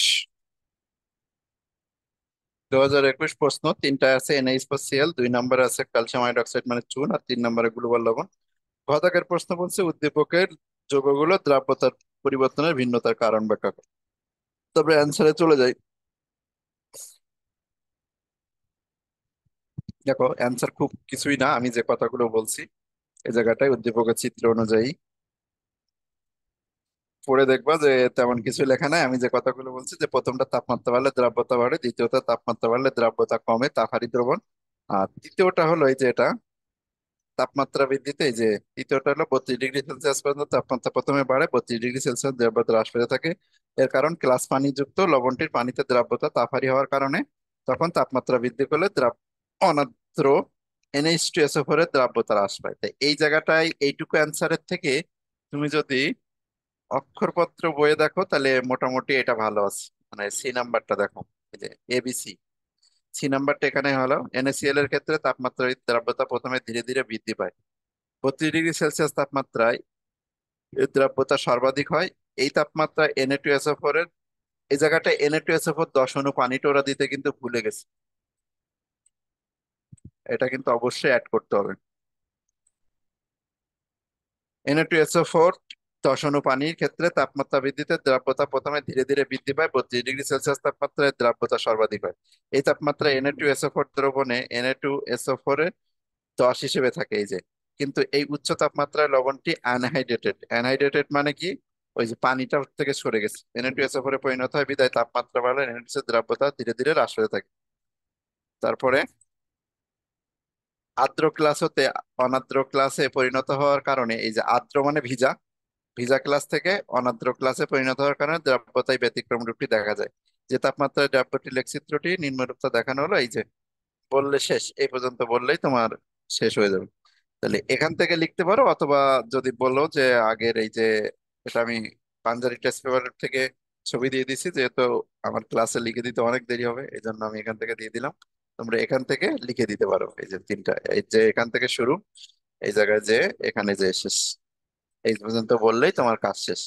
তা আশা করি দ্রাব্যতার সাথে তাপমাত্রার সম্পর্ক কারো সমস্যা নাই। আমরা এখন চলে যাচ্ছি আমাদের সময়নের ম্যাথে। আমরা কোন পর্যন্ত আসছি, এই যে এটা শেষ করলাম, এই প্রশ্নটা বললাম যে কোনো একটা বোর্ডের জন্য প্রশ্নটি ইম্পর্টেন্ট, সব বোর্ডে এই প্রশ্ন কখনোই দিবে না, দুই একটা বোর্ডে দিতে পারে, এই জন্য অবশ্যই করে যেতে হবে। আর প্রশ্নটা খুবই সহজ, একবার রিডিং পড়লেই তুমি লিখতে পারবে। 7 নম্বর প্রশ্ন হলো সমায়ন। এই সমায়ন যোগ করলে দ্রাব্যতা হ্রাস পায় কেন? তো এই প্রশ্ন আমরা আগে একটু সমাধান করব। দুইটা প্রশ্ন দেখাবো, একটা হলো রাজশাহী বোর্ড 23/7 ময়মনসিংহ বোর্ড 22/7 দুইটা একই প্রশ্ন আছে।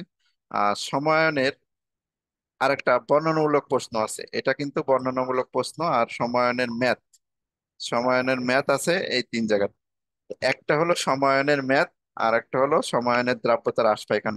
এই সমায়ন যোগ করলে দ্রাব্যতা হ্রাস পায় কেন, এটা হলো ব্যাখ্যা, মানে ব্যাখ্যা দিতে হবে।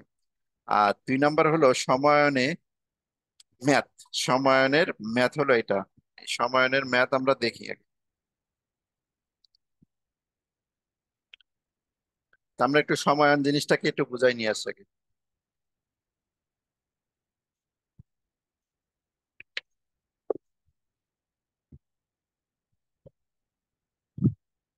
সমায়ন কি জিনিস, পদাকের প্রশ্ন অবশ্যই আসে যে কোন দ্রবণে যদি দুইটা তড়িৎ বিশ্লেষ্য পদার্থ বিয়োজিত হয়, এর ইংলিশ নামটা বললে অনেকে খুব ভালো বোঝে, কমন আয়ন। কোন দ্রবণে দুটি তড়িৎ বিশ্লেষ্য পদার্থ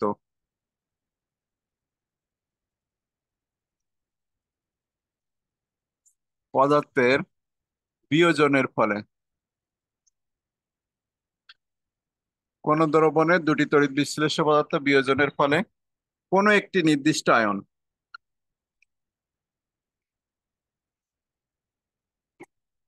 কোনো একটি নির্দিষ্ট আয়ন যদি উভয় তড়িৎ বিশ্লেষ্য হতে, যদি উভয় তড়িৎ বিশ্লেষ্য হতে উৎপন্ন হয়, হতে উৎপন্ন হয়, পদাকে আসে উৎপন্ন হয়, তবে ওই আয়নটিকে, ওই আয়নটিকে ওই আয়নটিকে সমায়ন বলে। লিখে তো তাহলে কেমন জিনিসটা, ধরো একটা পাত্রের মধ্যে আগে থেকে আমি স্বল্প দ্রবণীয় একটা লবণ, মানে যেটা কম দ্রবণীয়, এজিসিএল দিয়ে রাখছি। এই এজিসিএল এর মধ্যে একটা তীব্র তড়িৎ বিশ্লেষ্য দিয়ে দিব, সেটা হলো সোডিয়াম ক্লোরাইড। তাহলে আগে ছিল কি এজিসিএল। এজিসিএল যদি দ্রবণে দ্রবীভূত হয়, এটা স্বল্প দ্রবণীয় মানে অল্প মাত্রায় দ্রবীভূত হয়, এজি প্লাস আর হলো সিএল মাইনাস। এর মধ্যে যদি আমি সোডিয়াম ক্লোরাইড দিয়ে দিই, তাহলে সোডিয়াম ক্লোরাইড দেওয়ার কারণে এখানে আমাদের থাকবে হলো সোডিয়াম প্লাস আর হলো সিএল মাইনাস। এই যে আয়নটা, এই ক্লোরিন আয়নটা দেখো উভয় তড়িৎ বিশ্লেষ্য থেকে উৎপন্ন হয়েছে, তাহলে এটাকেই বলতেছি আমরা সমায়ন। তাহলে সমায়ন কি জিনিস? কোন দ্রবণের দুটি তড়িৎ বিশ্লেষ্য পদার্থ যদি বিয়োজিত হয়, এটাও বিয়োজিত হলো এটাও বিয়োজিত হলো, একটা নির্দিষ্ট আয়ন ক্লোরিন এখান থেকেও আসছে এটা থেকেও আসছে, এটাকে বলতেছি আমরা সমায়ন। তাহলে সমায়ন মানে কমন আয়ন, মানে দুইটা পদার্থ থেকে একটা সেম আয়ন আসবে, এই যে সেম আয়ন আসলে এটাকে আমরা সমায়ন বলি। এই সমায়নের একটা এমসিকিউ আসে, অনেকে চিনতে পারে না, এমসিকিউটা আমি একটু দেখাই। যে নিচের কোনটিতে সমায়ন প্রভাব আছে?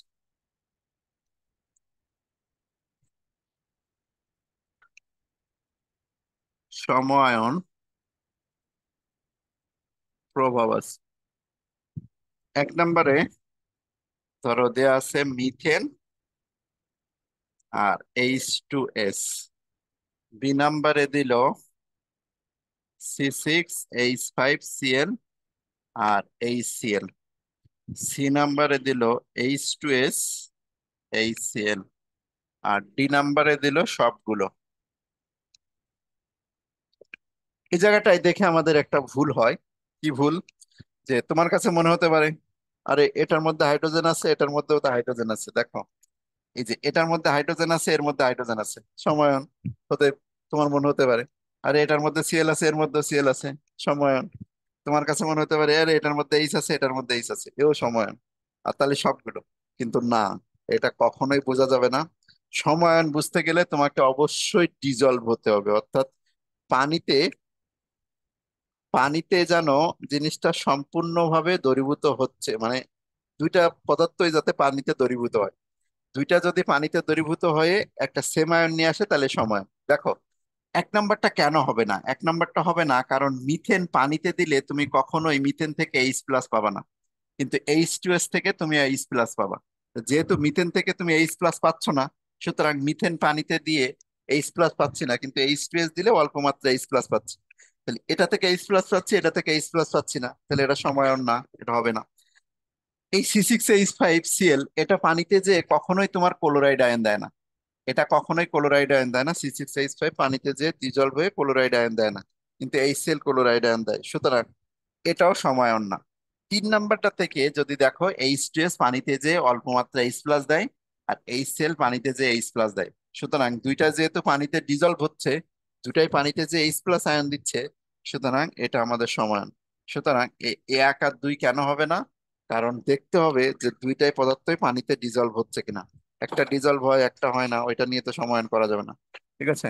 তাহলে সমায়নের প্রভাবে দ্রাব্যতা কমে যায়, এর কারণটা অল্প একটু একটু ব্যাখ্যা দিব, ব্যাখ্যামূলক প্রশ্ন একটু পরে আসি। আগে আসি আমরা এই সমায়নের ব্যাখ্যাটা অল্প একটু দিই।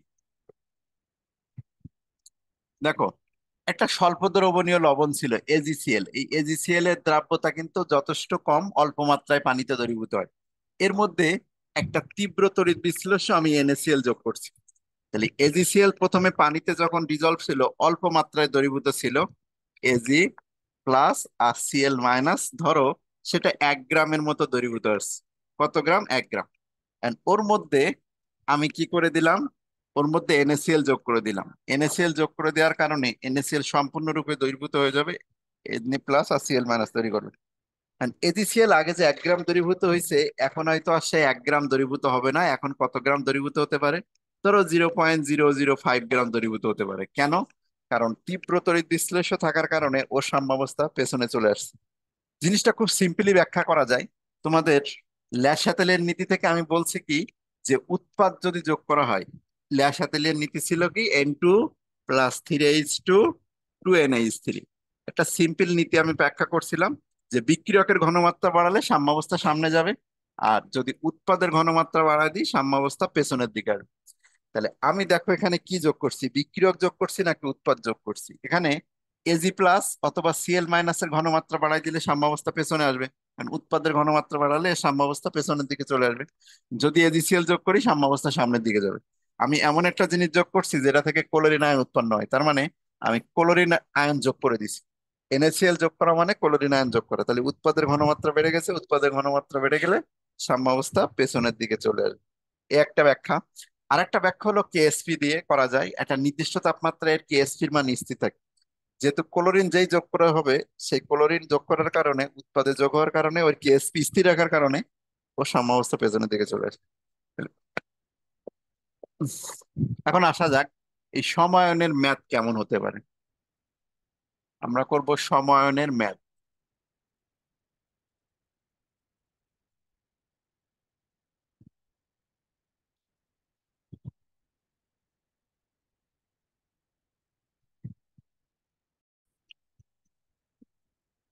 সমায়নের ম্যাথ দেখি, সমায়নের ম্যাথ কোথায় আছে।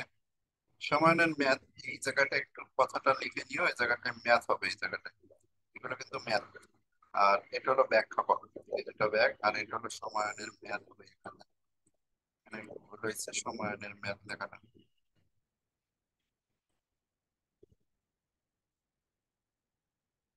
সাজেশনের এই জায়গাটা একটা কথা বাদ পড়ছে, বাদ কথাটা কি, এটা হলো সমায়নের ম্যাথ। হ্যাঁ, এই জায়গাটা একটু লেখো যে নিচেরটা হলো সমায়নের ম্যাথ, এটা হলো সমায়নের ম্যাথ গুলো।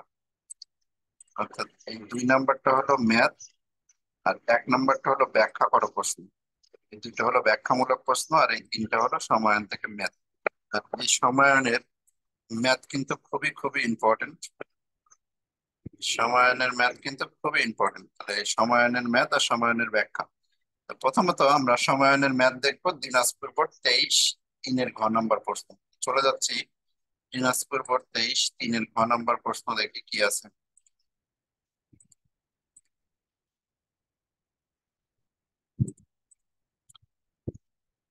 এটা হলো দিনাজপুর বোর্ড 23 3-এর ঘ। এই যে 3 দাগ, 3 দাগের ঘতে দেখো এজিসিএল। এজিসিএল একবার পানিতে দেওয়া হচ্ছে আর একবার NaCl এর মধ্যে দেওয়া হচ্ছে।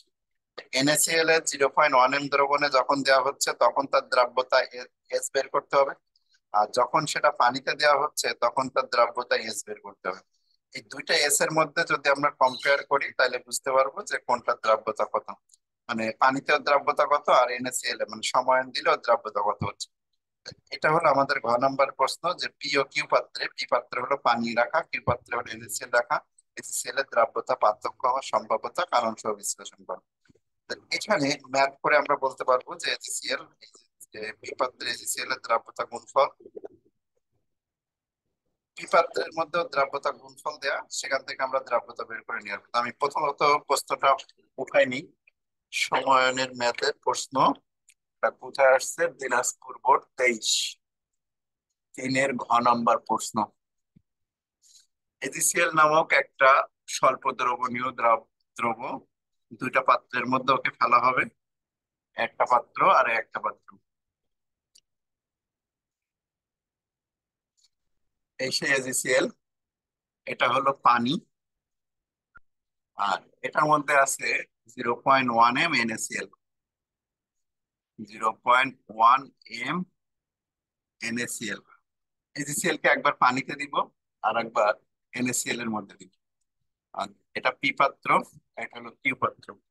আরেকটা জিনিস বলা আছে যে এজিসিএল এর দ্রাব্যতা, এজিসিএল এর দ্রাব্যতা গুণফল। আমি একবারে কেএসপি লিখে দেখি। কেএসপি হলো 1.7 ইন্টু 10⁻⁴ কত, -10।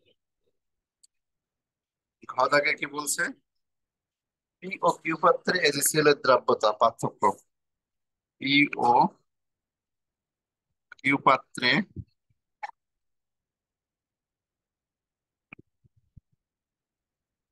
এজিসিএল এর দ্রাব্যতা পার্থক্য হওয়ার সম্ভাব্যতা।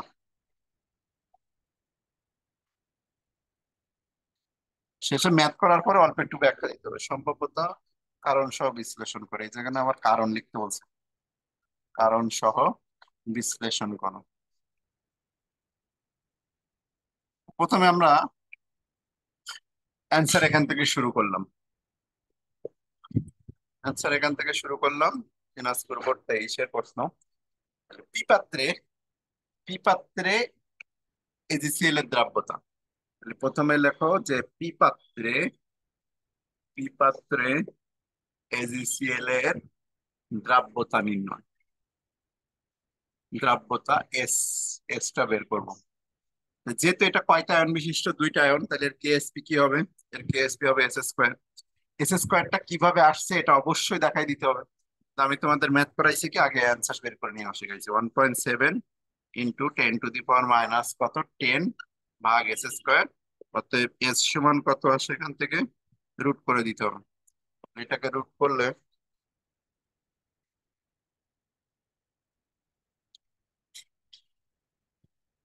1.7 10⁻10, 1.303, 1.303 ইন্টু 10⁻⁵ মোল পার লিটার বা এম।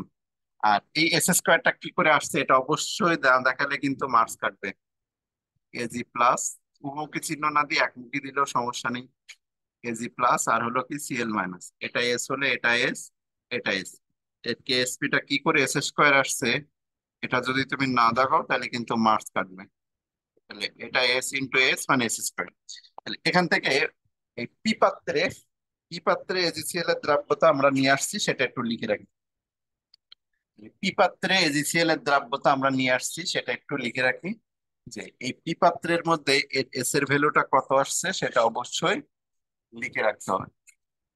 এই জায়গাটায় আমরা লিখে রাখি, এই পি পাত্রের মধ্যে এর দ্রাব্যতা কত আসছে, দ্রাব্যতা মানে এস, এর দ্রাব্যতা আসছে 1.303 ইন্টু 10⁻⁵ মানে যখন পানির মধ্যে দেওয়া হয়েছে তখন এতটুকু দ্রবীভূত হচ্ছে।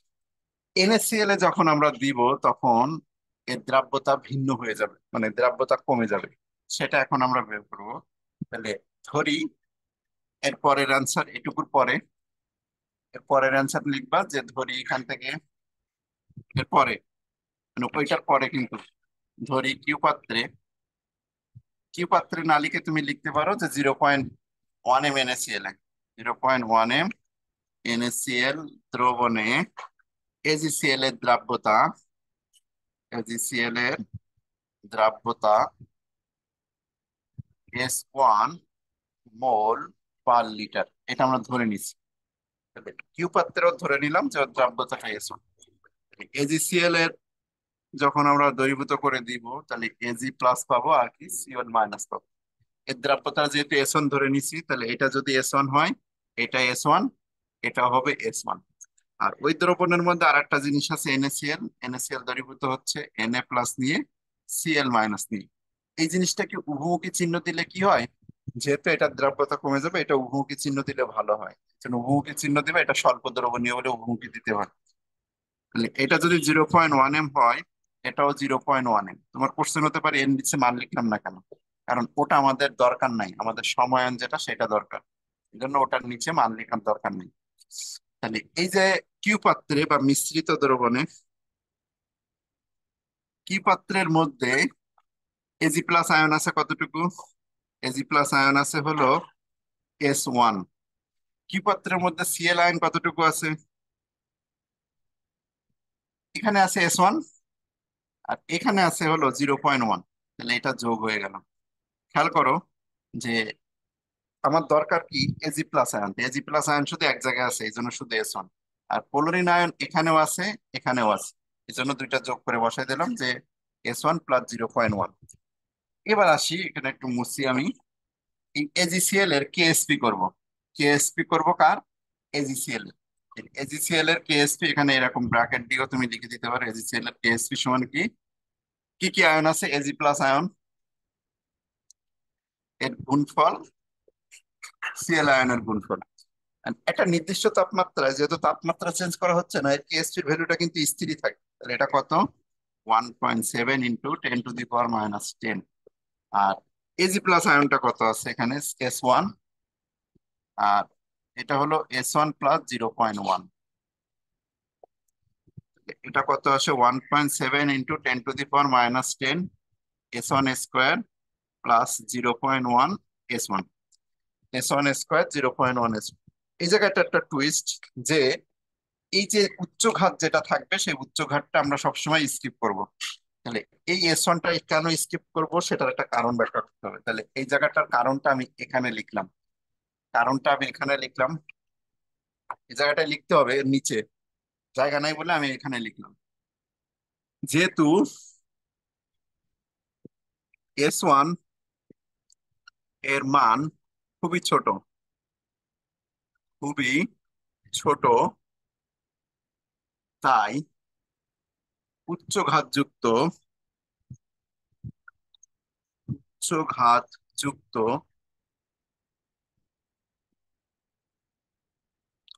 S1 স্কোয়ার আরো বেশি নগণ্য হয়। আরো বেশি নগণ্য মানে ছোট, আরো বেশি নগণ্য হয়। এই কারণে S1 স্কোয়ার পদটিকে বাদ দিয়ে বাদ দিয়ে সহজে হিসাব করা যায়। সহজে হিসাব করা যায়, এই কথাটুকু বলতে হবে। তাহলে এই পদটা যদি আমরা বাদ দিই, তাহলে এইটার সমান এইটা লিখতে পারবো। 1.7 10⁻⁻10 সমান 0.1 S1। তাহলে ওই পদটা বাদ দিয়ে যদি আমরা লিখি 1.7 ইন্টু 10⁻⁻10 সমান 0.1 S1। তাহলে S1 দিয়ে যদি আমরা ভাগ করি, এই পদটা কেন বাদ দিলাম অনেকের মাথার মধ্যে ঢুকতেছে না, দেখো একটু পরে ব্যাখ্যা দিচ্ছি, আগে এটা শেষ করি। তাহলে 1.7 ইন্টু 10⁻⁻10 ভাগ 0.1, তাহলে এটা আসে 1.7 10⁻⁻9।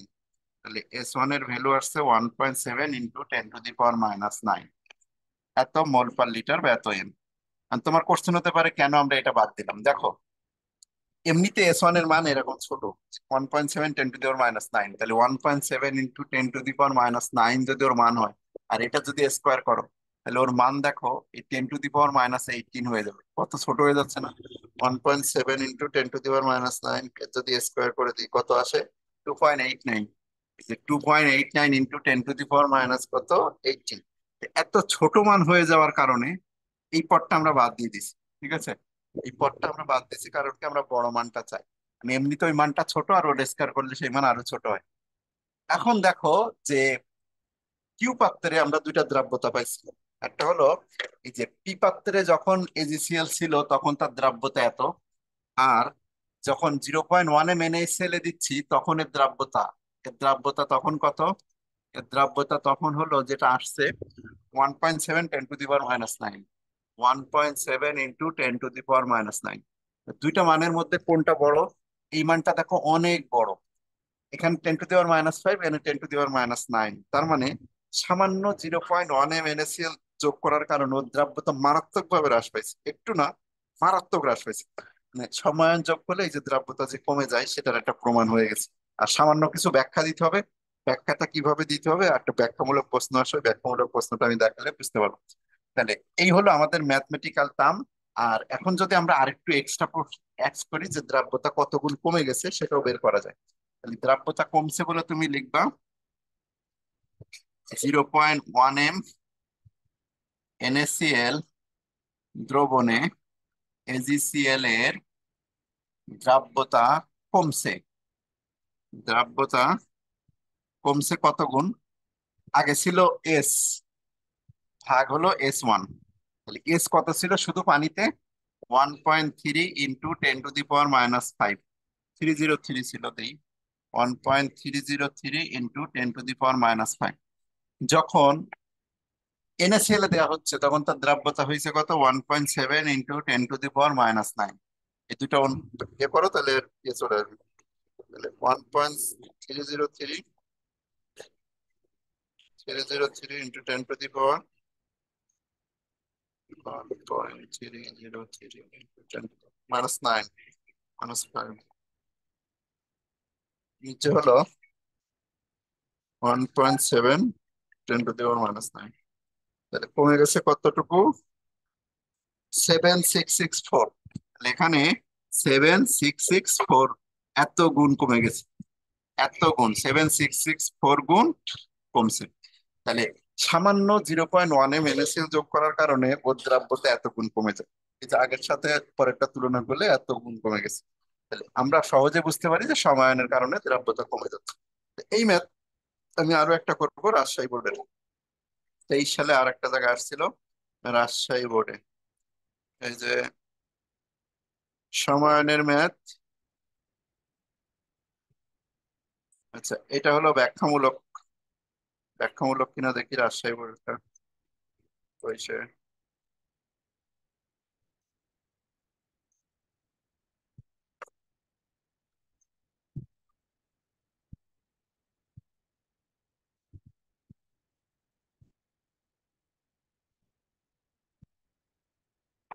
এটা হলো ধরে করা যায়, যদিও এটা ধরে না করেও ব্যাখ্যা করা যায়, কিন্তু আমরা এটাও করে দিচ্ছি।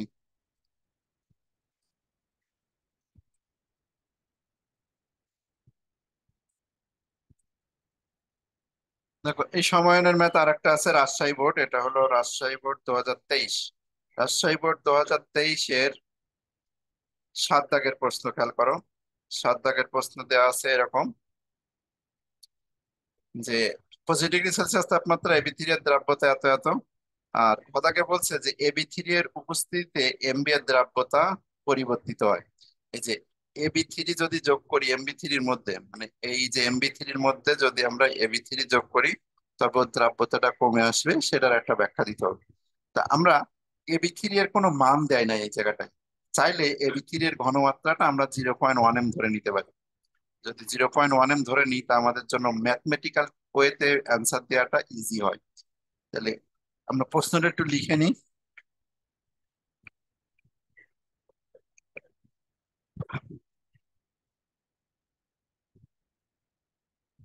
প্রশ্নটা হলো কি যে 25 ডিগ্রি সেলসিয়াস তাপমাত্রা এবি থ্রি এর দ্রাব্যতা, তো অত কিছু লেখা লাগবে না।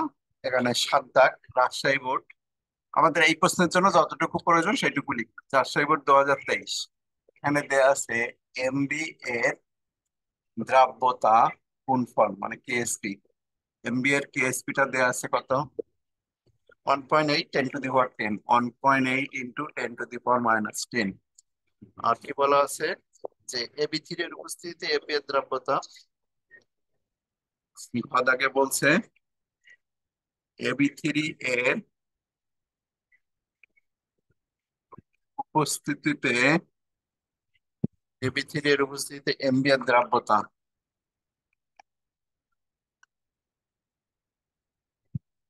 এমবি এর দ্রাব্যতা পরিবর্তিত হয়।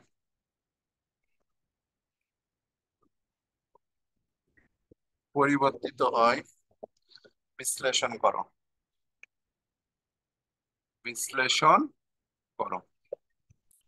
এবি থ্রি এর উপস্থিতিতে এমবি এর দ্রাব্যতা পরিবর্তিত হয়, বিশ্লেষণ করো। এটা যদি হয়,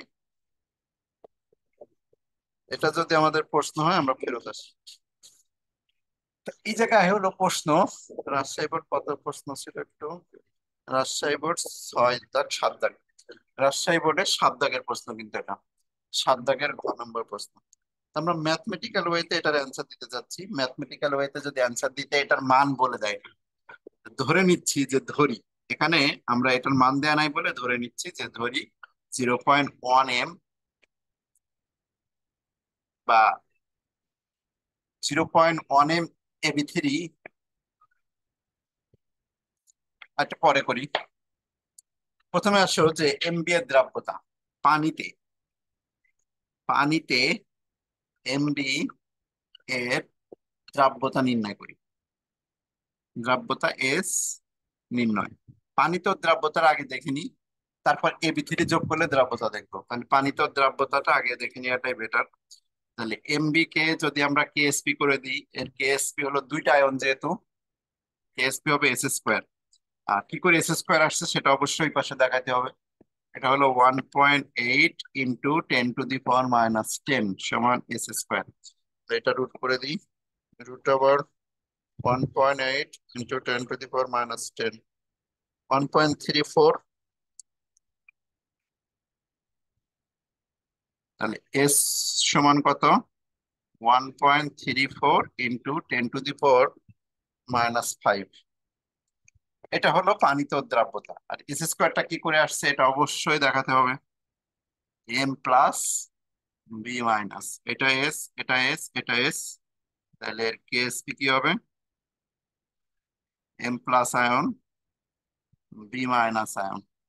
এটা এস হলে এটা এস সমান হবে এস স্কোয়ার। তাহলে এম বি এর কেএসপি কত আসলে, এস স্কোয়ারটা কি করে আসলো? সেখান থেকে এস নিয়ে আসলো। তাহলে পানিতে ওর দ্রাব্যতা, যখন পানিতে দিচ্ছি তখন ওর দ্রাব্যতার ভ্যালুটা অবশ্যই মনে রাখবো যে পানিতে, এটা একটু লিখে রাখলাম আমি, যে পানিতে ওর দ্রাব্যতা কত আসছে। পানিতে রেস আসছে হলো 1.34। যখন পানির মধ্যে দেওয়া হচ্ছে তখন ওর দ্রাব্যতা এতটুকু, 10⁻⁻5। এবার আসি যে এটার মধ্যে এবি3 যদি যোগ করা হয় তাহলে দ্রাব্যতাটা কি হতে পারে। তাহলে এর পরের অ্যান্সারটুকু আমরা ধরে নিব। তাহলে ধরি বা ধরা যাক, এভাবে লিখতে পারো। ধরা যাক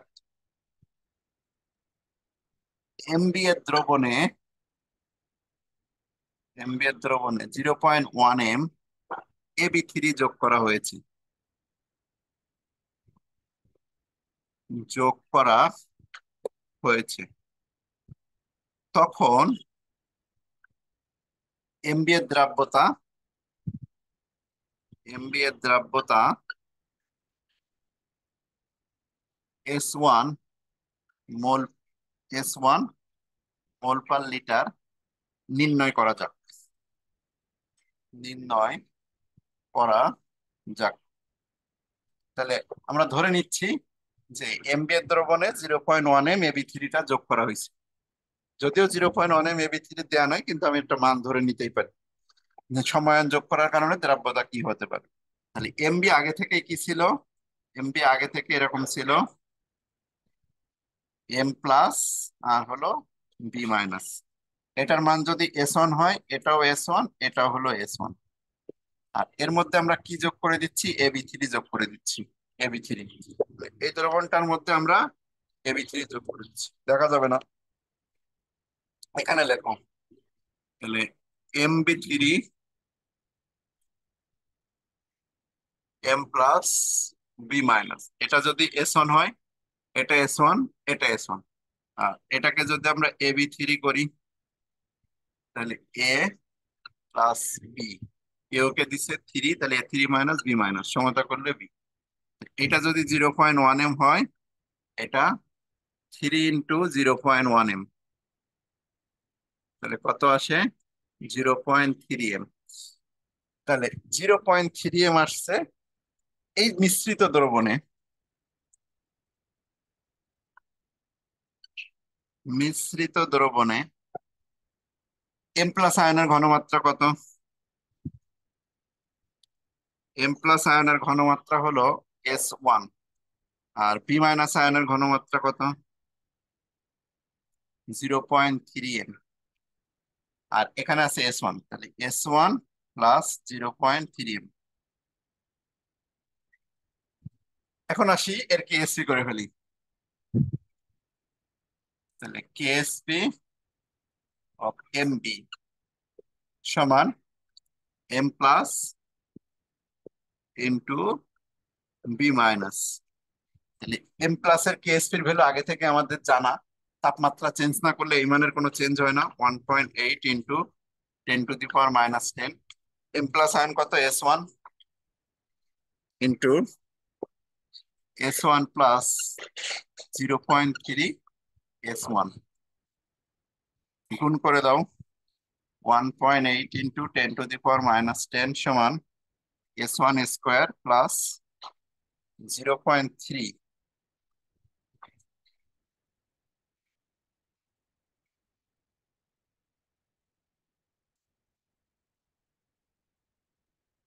S1। এখন দেখো এই যে S1 এর একটা মান আমরা স্কিপ করব, তাহলে এটা স্কিপ করব নাকি এটা স্কিপ করব, এটা হলো কথা। একটু আগে আমি তোমাদের বলছি যে কোন মানটা স্কিপ করতে হবে, উচ্চ ঘাত যেটা। তাহলে এটার উপরে দেখো এ স্কোয়ার আছে আর এটার উপরে এ স্কোয়ারটার কিছু নাই, তাহলে এটা হলো উচ্চ ঘাত যোগ। তাহলে এই জায়গায় তোমার ব্যাখ্যা দিতে হবে কি, যে যেহেতু যেহেতু S1 এর মান খুবই ছোট, খুবই ছোট, সুতরাং বা তাই তাই S1 স্কোয়ার আরো বেশি নগণ্য হয়ে পড়ে, আরো বেশি নগণ্য হয়ে পড়ে, নগণ্য হয়ে পড়ে। সুতরাং বা এ কারণে লিখতে পারো, সুতরাং S1 স্কোয়ার পদটিকে বাদ দিয়ে সহজে হিসাব করা যায়। এখান থেকে বুঝলাম বাদ দিয়ে সহজে হিসাব করা যায়, হিসাব করা যায়।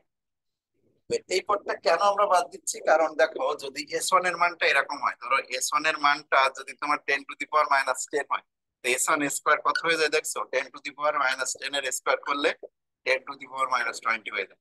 তো আমরা S1 এমনিতেই ছোট, তাহলে ওর ছোট মানটা আরো স্কোয়ার করে আরো ছোট নেওয়ার মানে হয় না।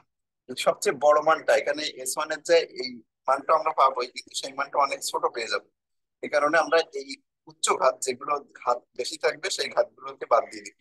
ধরো এরকম যদি তোমার থাকতো, এরকম আসতো, ধরো সিচুয়েশন এরকম আসছে 1.8 × 10⁻⁻10, এই জায়গাটায় আসছে হলো S1 কিউ, আর একটা আসছে S1 স্কোয়ার, আর একটা আসছে 0.1 S1।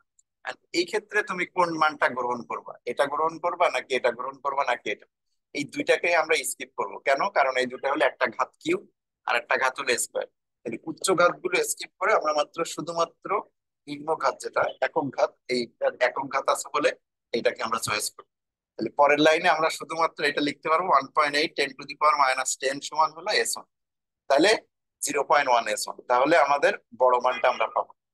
এই যে উচ্চ ঘাত যেগুলো থাকবে স্কোয়ার বা কিউ যেগুলো হবে, সেগুলোকে আমরা সিম্পলি বাদ দিতে হবে। এটাই হলো এই ম্যাথের নিয়ম, বা এই ম্যাথ হলো বড় মান বের করার নিয়ম। তাহলে এখন আমাদের পাচ্ছি কি, যে এটা বাদ দিলে লিখতে পারি কি, যে 1.8 × 10⁻⁻10 সমান 0.3 S1। তাহলে এটা দিয়ে এটাকে ভাগ দাও, 1.8 × 10⁻⁻10, 1.8 × 10⁻⁻10 ভাগ 0.3, তাহলে আসে 6 × 10⁻, অতএব 6 × 10⁻⁻10, S1 সমান আছে 6 × 10⁻⁻10 M।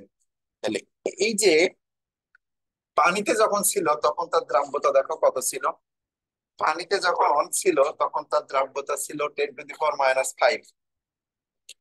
আর যখন আমরা সামান্য একটু পরিমাণে, সামান্য একটু এবি3 মানে 0.1 M এবি3 যোগ করছি, তখন তার দ্রাব্যতা এত হয়ে গেছে। তাহলে সামান্য একটু দ্রাব্য এই এবি3 যোগ করার কারণে ওর দ্রাব্যতা দেখো কতটা হ্রাস পাইছে, আগে 5 ছিল এখন 10 হয়ে গেছে, মানে প্রায় 1 লাখ গুণ হ্রাস পেয়ে গেছে। আমরা কত গুণ হ্রাস পাইছে সেটা দেখতে পারি। তাহলে 0.1 M এবি3 যোগ করার কারণে, যোগ করার ধরো যোগ করার কারণে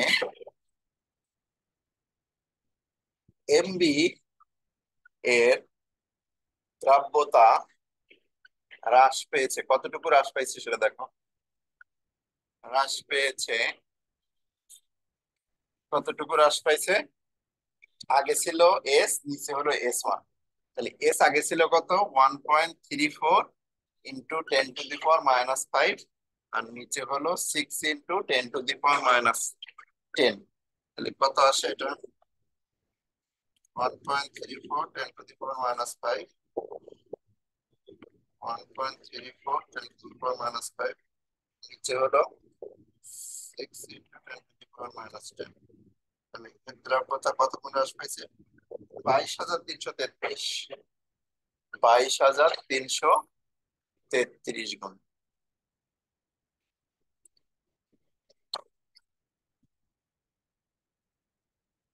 তাহলে এর দ্রাব্যতা 22,333 গুণ হ্রাস পাইছে সামান্য কতটুকু যোগ করার কারণে? 0.18 যোগ করার কারণে। এই ম্যাথমেটিক্যাল ওয়েতে যদি করো সবগুলো ম্যাথে এরকম।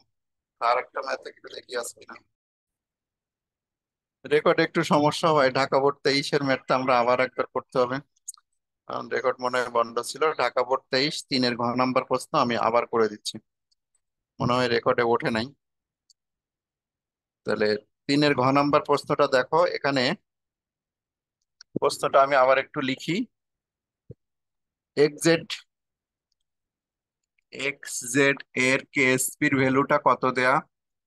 কেএসপির ভ্যালুটা দেয়া হলো 4 × 10⁻⁻11। আর এর মধ্যে যোগ করা হচ্ছে 0.01 এম। ঘ দাগে 0.01 এম XY দ্রবণ যোগ করলে জেড এর দ্রাব্যতার জেড এর দ্রাব্যতার কি পরিবর্তন হবে? কোনো পরিবর্তন হবে কিনা? কোনো পরিবর্তন হবে কিনা গাণিতিক ভাবে বিশ্লেষণ করো। প্রথমত পানিতে এটুকু মনে হয় রেকর্ডে উঠছিল, সমস্যা হয়ে গেছে কি রেকর্ডে উঠছে এইটুকু। এটুকু মনে হয় রেকর্ডে উঠছে যে অ্যান্সার আমরা এখান থেকে শুরু করব, যে পানিতে পানিতে জেড এর দ্রাব্যতা, জেড এর দ্রাব্যতা এস নির্ণয়। তাহলে এসটা কিভাবে নির্ণয় করব? দ্রুত করে দিয়ে, এটুকু মনে হয় রেকর্ডে উঠছে, শেষটুকু রেকর্ডে ওঠে নাই। এস অন স্কোয়ার কিভাবে আসছে সেটা অবশ্যই দেখাই দিবা।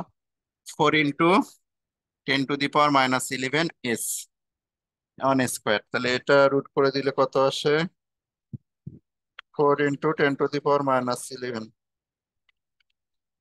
তাহলে 6.32। S1 এর মান আসছে 6.32 × 10⁻6।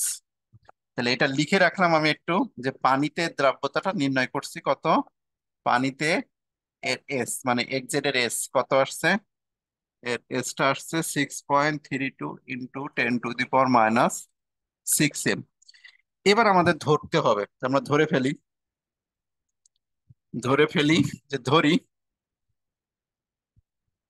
0.01 এক্স ওয়াই দ্রবণ যোগ করলে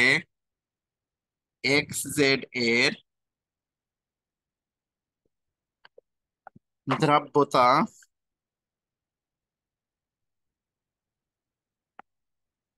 জেড এর দ্রাব্যতা হবে S1 মোল পার লিটার। এটা আমরা ধরলাম। তাহলে জেড ছিল আগে থেকে, জেড ছিল আগে থেকে এক্স প্লাস জেড মাইনাস, এটা ধরে নিছি কত? জেড এর দ্রাব্যতা ধরে নিছি S1। তাহলে এটা ধরবে না আবার এখানে, এ জায়গায় করো জেড। উভমুখী চিহ্ন দিলে ভালো হয়, যেহেতু স্বল্প দ্রবণীয় লবণ। তাহলে এটা যদি S1 ধরি, এটা S1, এটাও S1। আর এর মধ্যে যোগ করছি আমরা কি 0.01 এম এক্স ওয়াই যোগ করছি। তাহলে এর মধ্যে এক্স ওয়াই যদি যোগ করি, এক্স প্লাস ওয়াই মাইনাস, এটা যদি 0.01 এম হয়, এটাও 0.01 এম হবে এক্স ওয়াই দ্রবণ। তাহলে মিশ্রিত দ্রবণে মানে দুইটার একসাথে এক্স আয়ন দরকার আমাদের। তাহলে এক্স প্লাস আয়নের ঘনমাত্রাটা কত? S1। আর S1 আবার এখানেও আছে, এটা সমায়ন। এই যে সমায়ন দেখো দুই জায়গায় আছে, এখানে S1 আছে, এখানে S1 আছে। S1 plus 0.01 M. আর জেড দ্রবণ, জেড কই, জেড, জেড এর মানটা এখান থেকে নিতে পারবো। জেড আয়নের ঘনমাত্রাটা কত? S1। ওকে, এবার এর কেএসপি করে দিই। তাহলে এখন কেএসপি অফ এক্স জেড সমান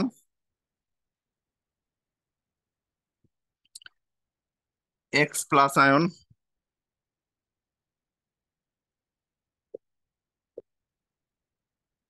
জেড মাইনাস আয়ন। তাহলে কেএসপি কই? এক্স প্লাস জেড মাইনাস, তাহলে Ksp X Z, X Z Ksp. কেএসপির ভ্যালুটা আগে থেকে দেয়া, 4 × 10⁻11। এক্স প্লাস আয়নের মানটা S1 প্লাস 0.01, এটা হলো S1। তাহলে 4 × 10⁻11 S1 স্কোয়ার 0.1 S1। এই জায়গাটায় নোট দেয়া লাগবে আমাদের, বলতে হবে এই যে উচ্চ ঘাতযুক্ত এটা বাদ দেওয়া যায়। তাহলে যেহেতু S1 এর মান খুবই ছোট, খুবই ছোট, তাই উচ্চ ঘাতযুক্ত, উচ্চ ঘাতযুক্ত S1 স্কোয়ার আরো নগণ্য হয়, আরো নগণ্য হয়। এ কারণে, এ কারণে, এ কারণে, এ কারণে কথাটা ধরতেছে না, আমি এখানে লিখলাম। এ কারণে S1 স্কোয়ার পদটিকে বাদ দিয়ে সহজে হিসাব করা যায়, সহজে হিসাব করা যায়। তাহলে ওইটাকে বাদ দাও, এটা বাদ দিলে এটা থাকে। তাহলে 4 × 10⁻11 সমান 0.01 S1। তাহলে S1 এর দিয়ে এটাকে ভাগ দিলে 4 × 10⁻৯। তাহলে আগে ছিল কত দেখো, আগে S1 এর ভ্যালু ছিল এত, এখন হয়ে গেছে এত, তার মানে কমে গেছে। 6 - 6 ছিল -9, কত গুণ কমছে এটা একটু দেখাই দিলে ভালো হবে।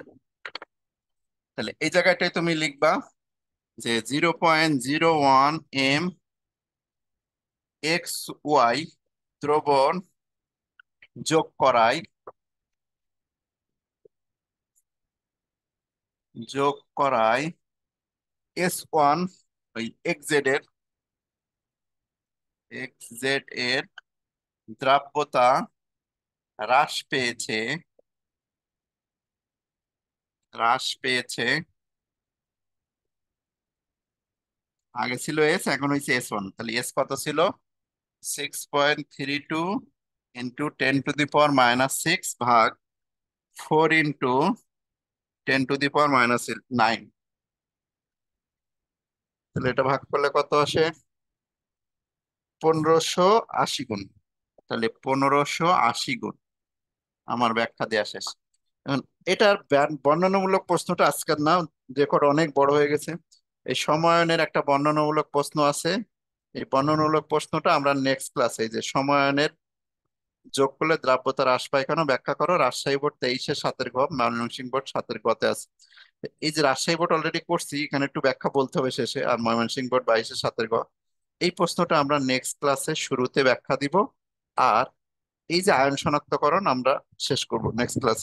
তাহলে এই চ্যাপ্টার আর একটা ক্লাস লাগবে, কিছু করার নাই। আজকে এই ক্লাসে যদি নিতে থাকি তো আরো 1 ঘন্টার মতো লাগবে, সুতরাং 3 ঘন্টা রেকর্ড হয়ে গেলে কেউ ক্লাস করবো না, কেননা আমরা আর একটা ক্লাস এক্সট্রা দিয়ে এটা শেষ করে দিব। নেক্সট ক্লাসে এটা শেষ হয়ে যাবে। ওকে, আল্লাহ হাফেজ, আজকের মতো ছুটি।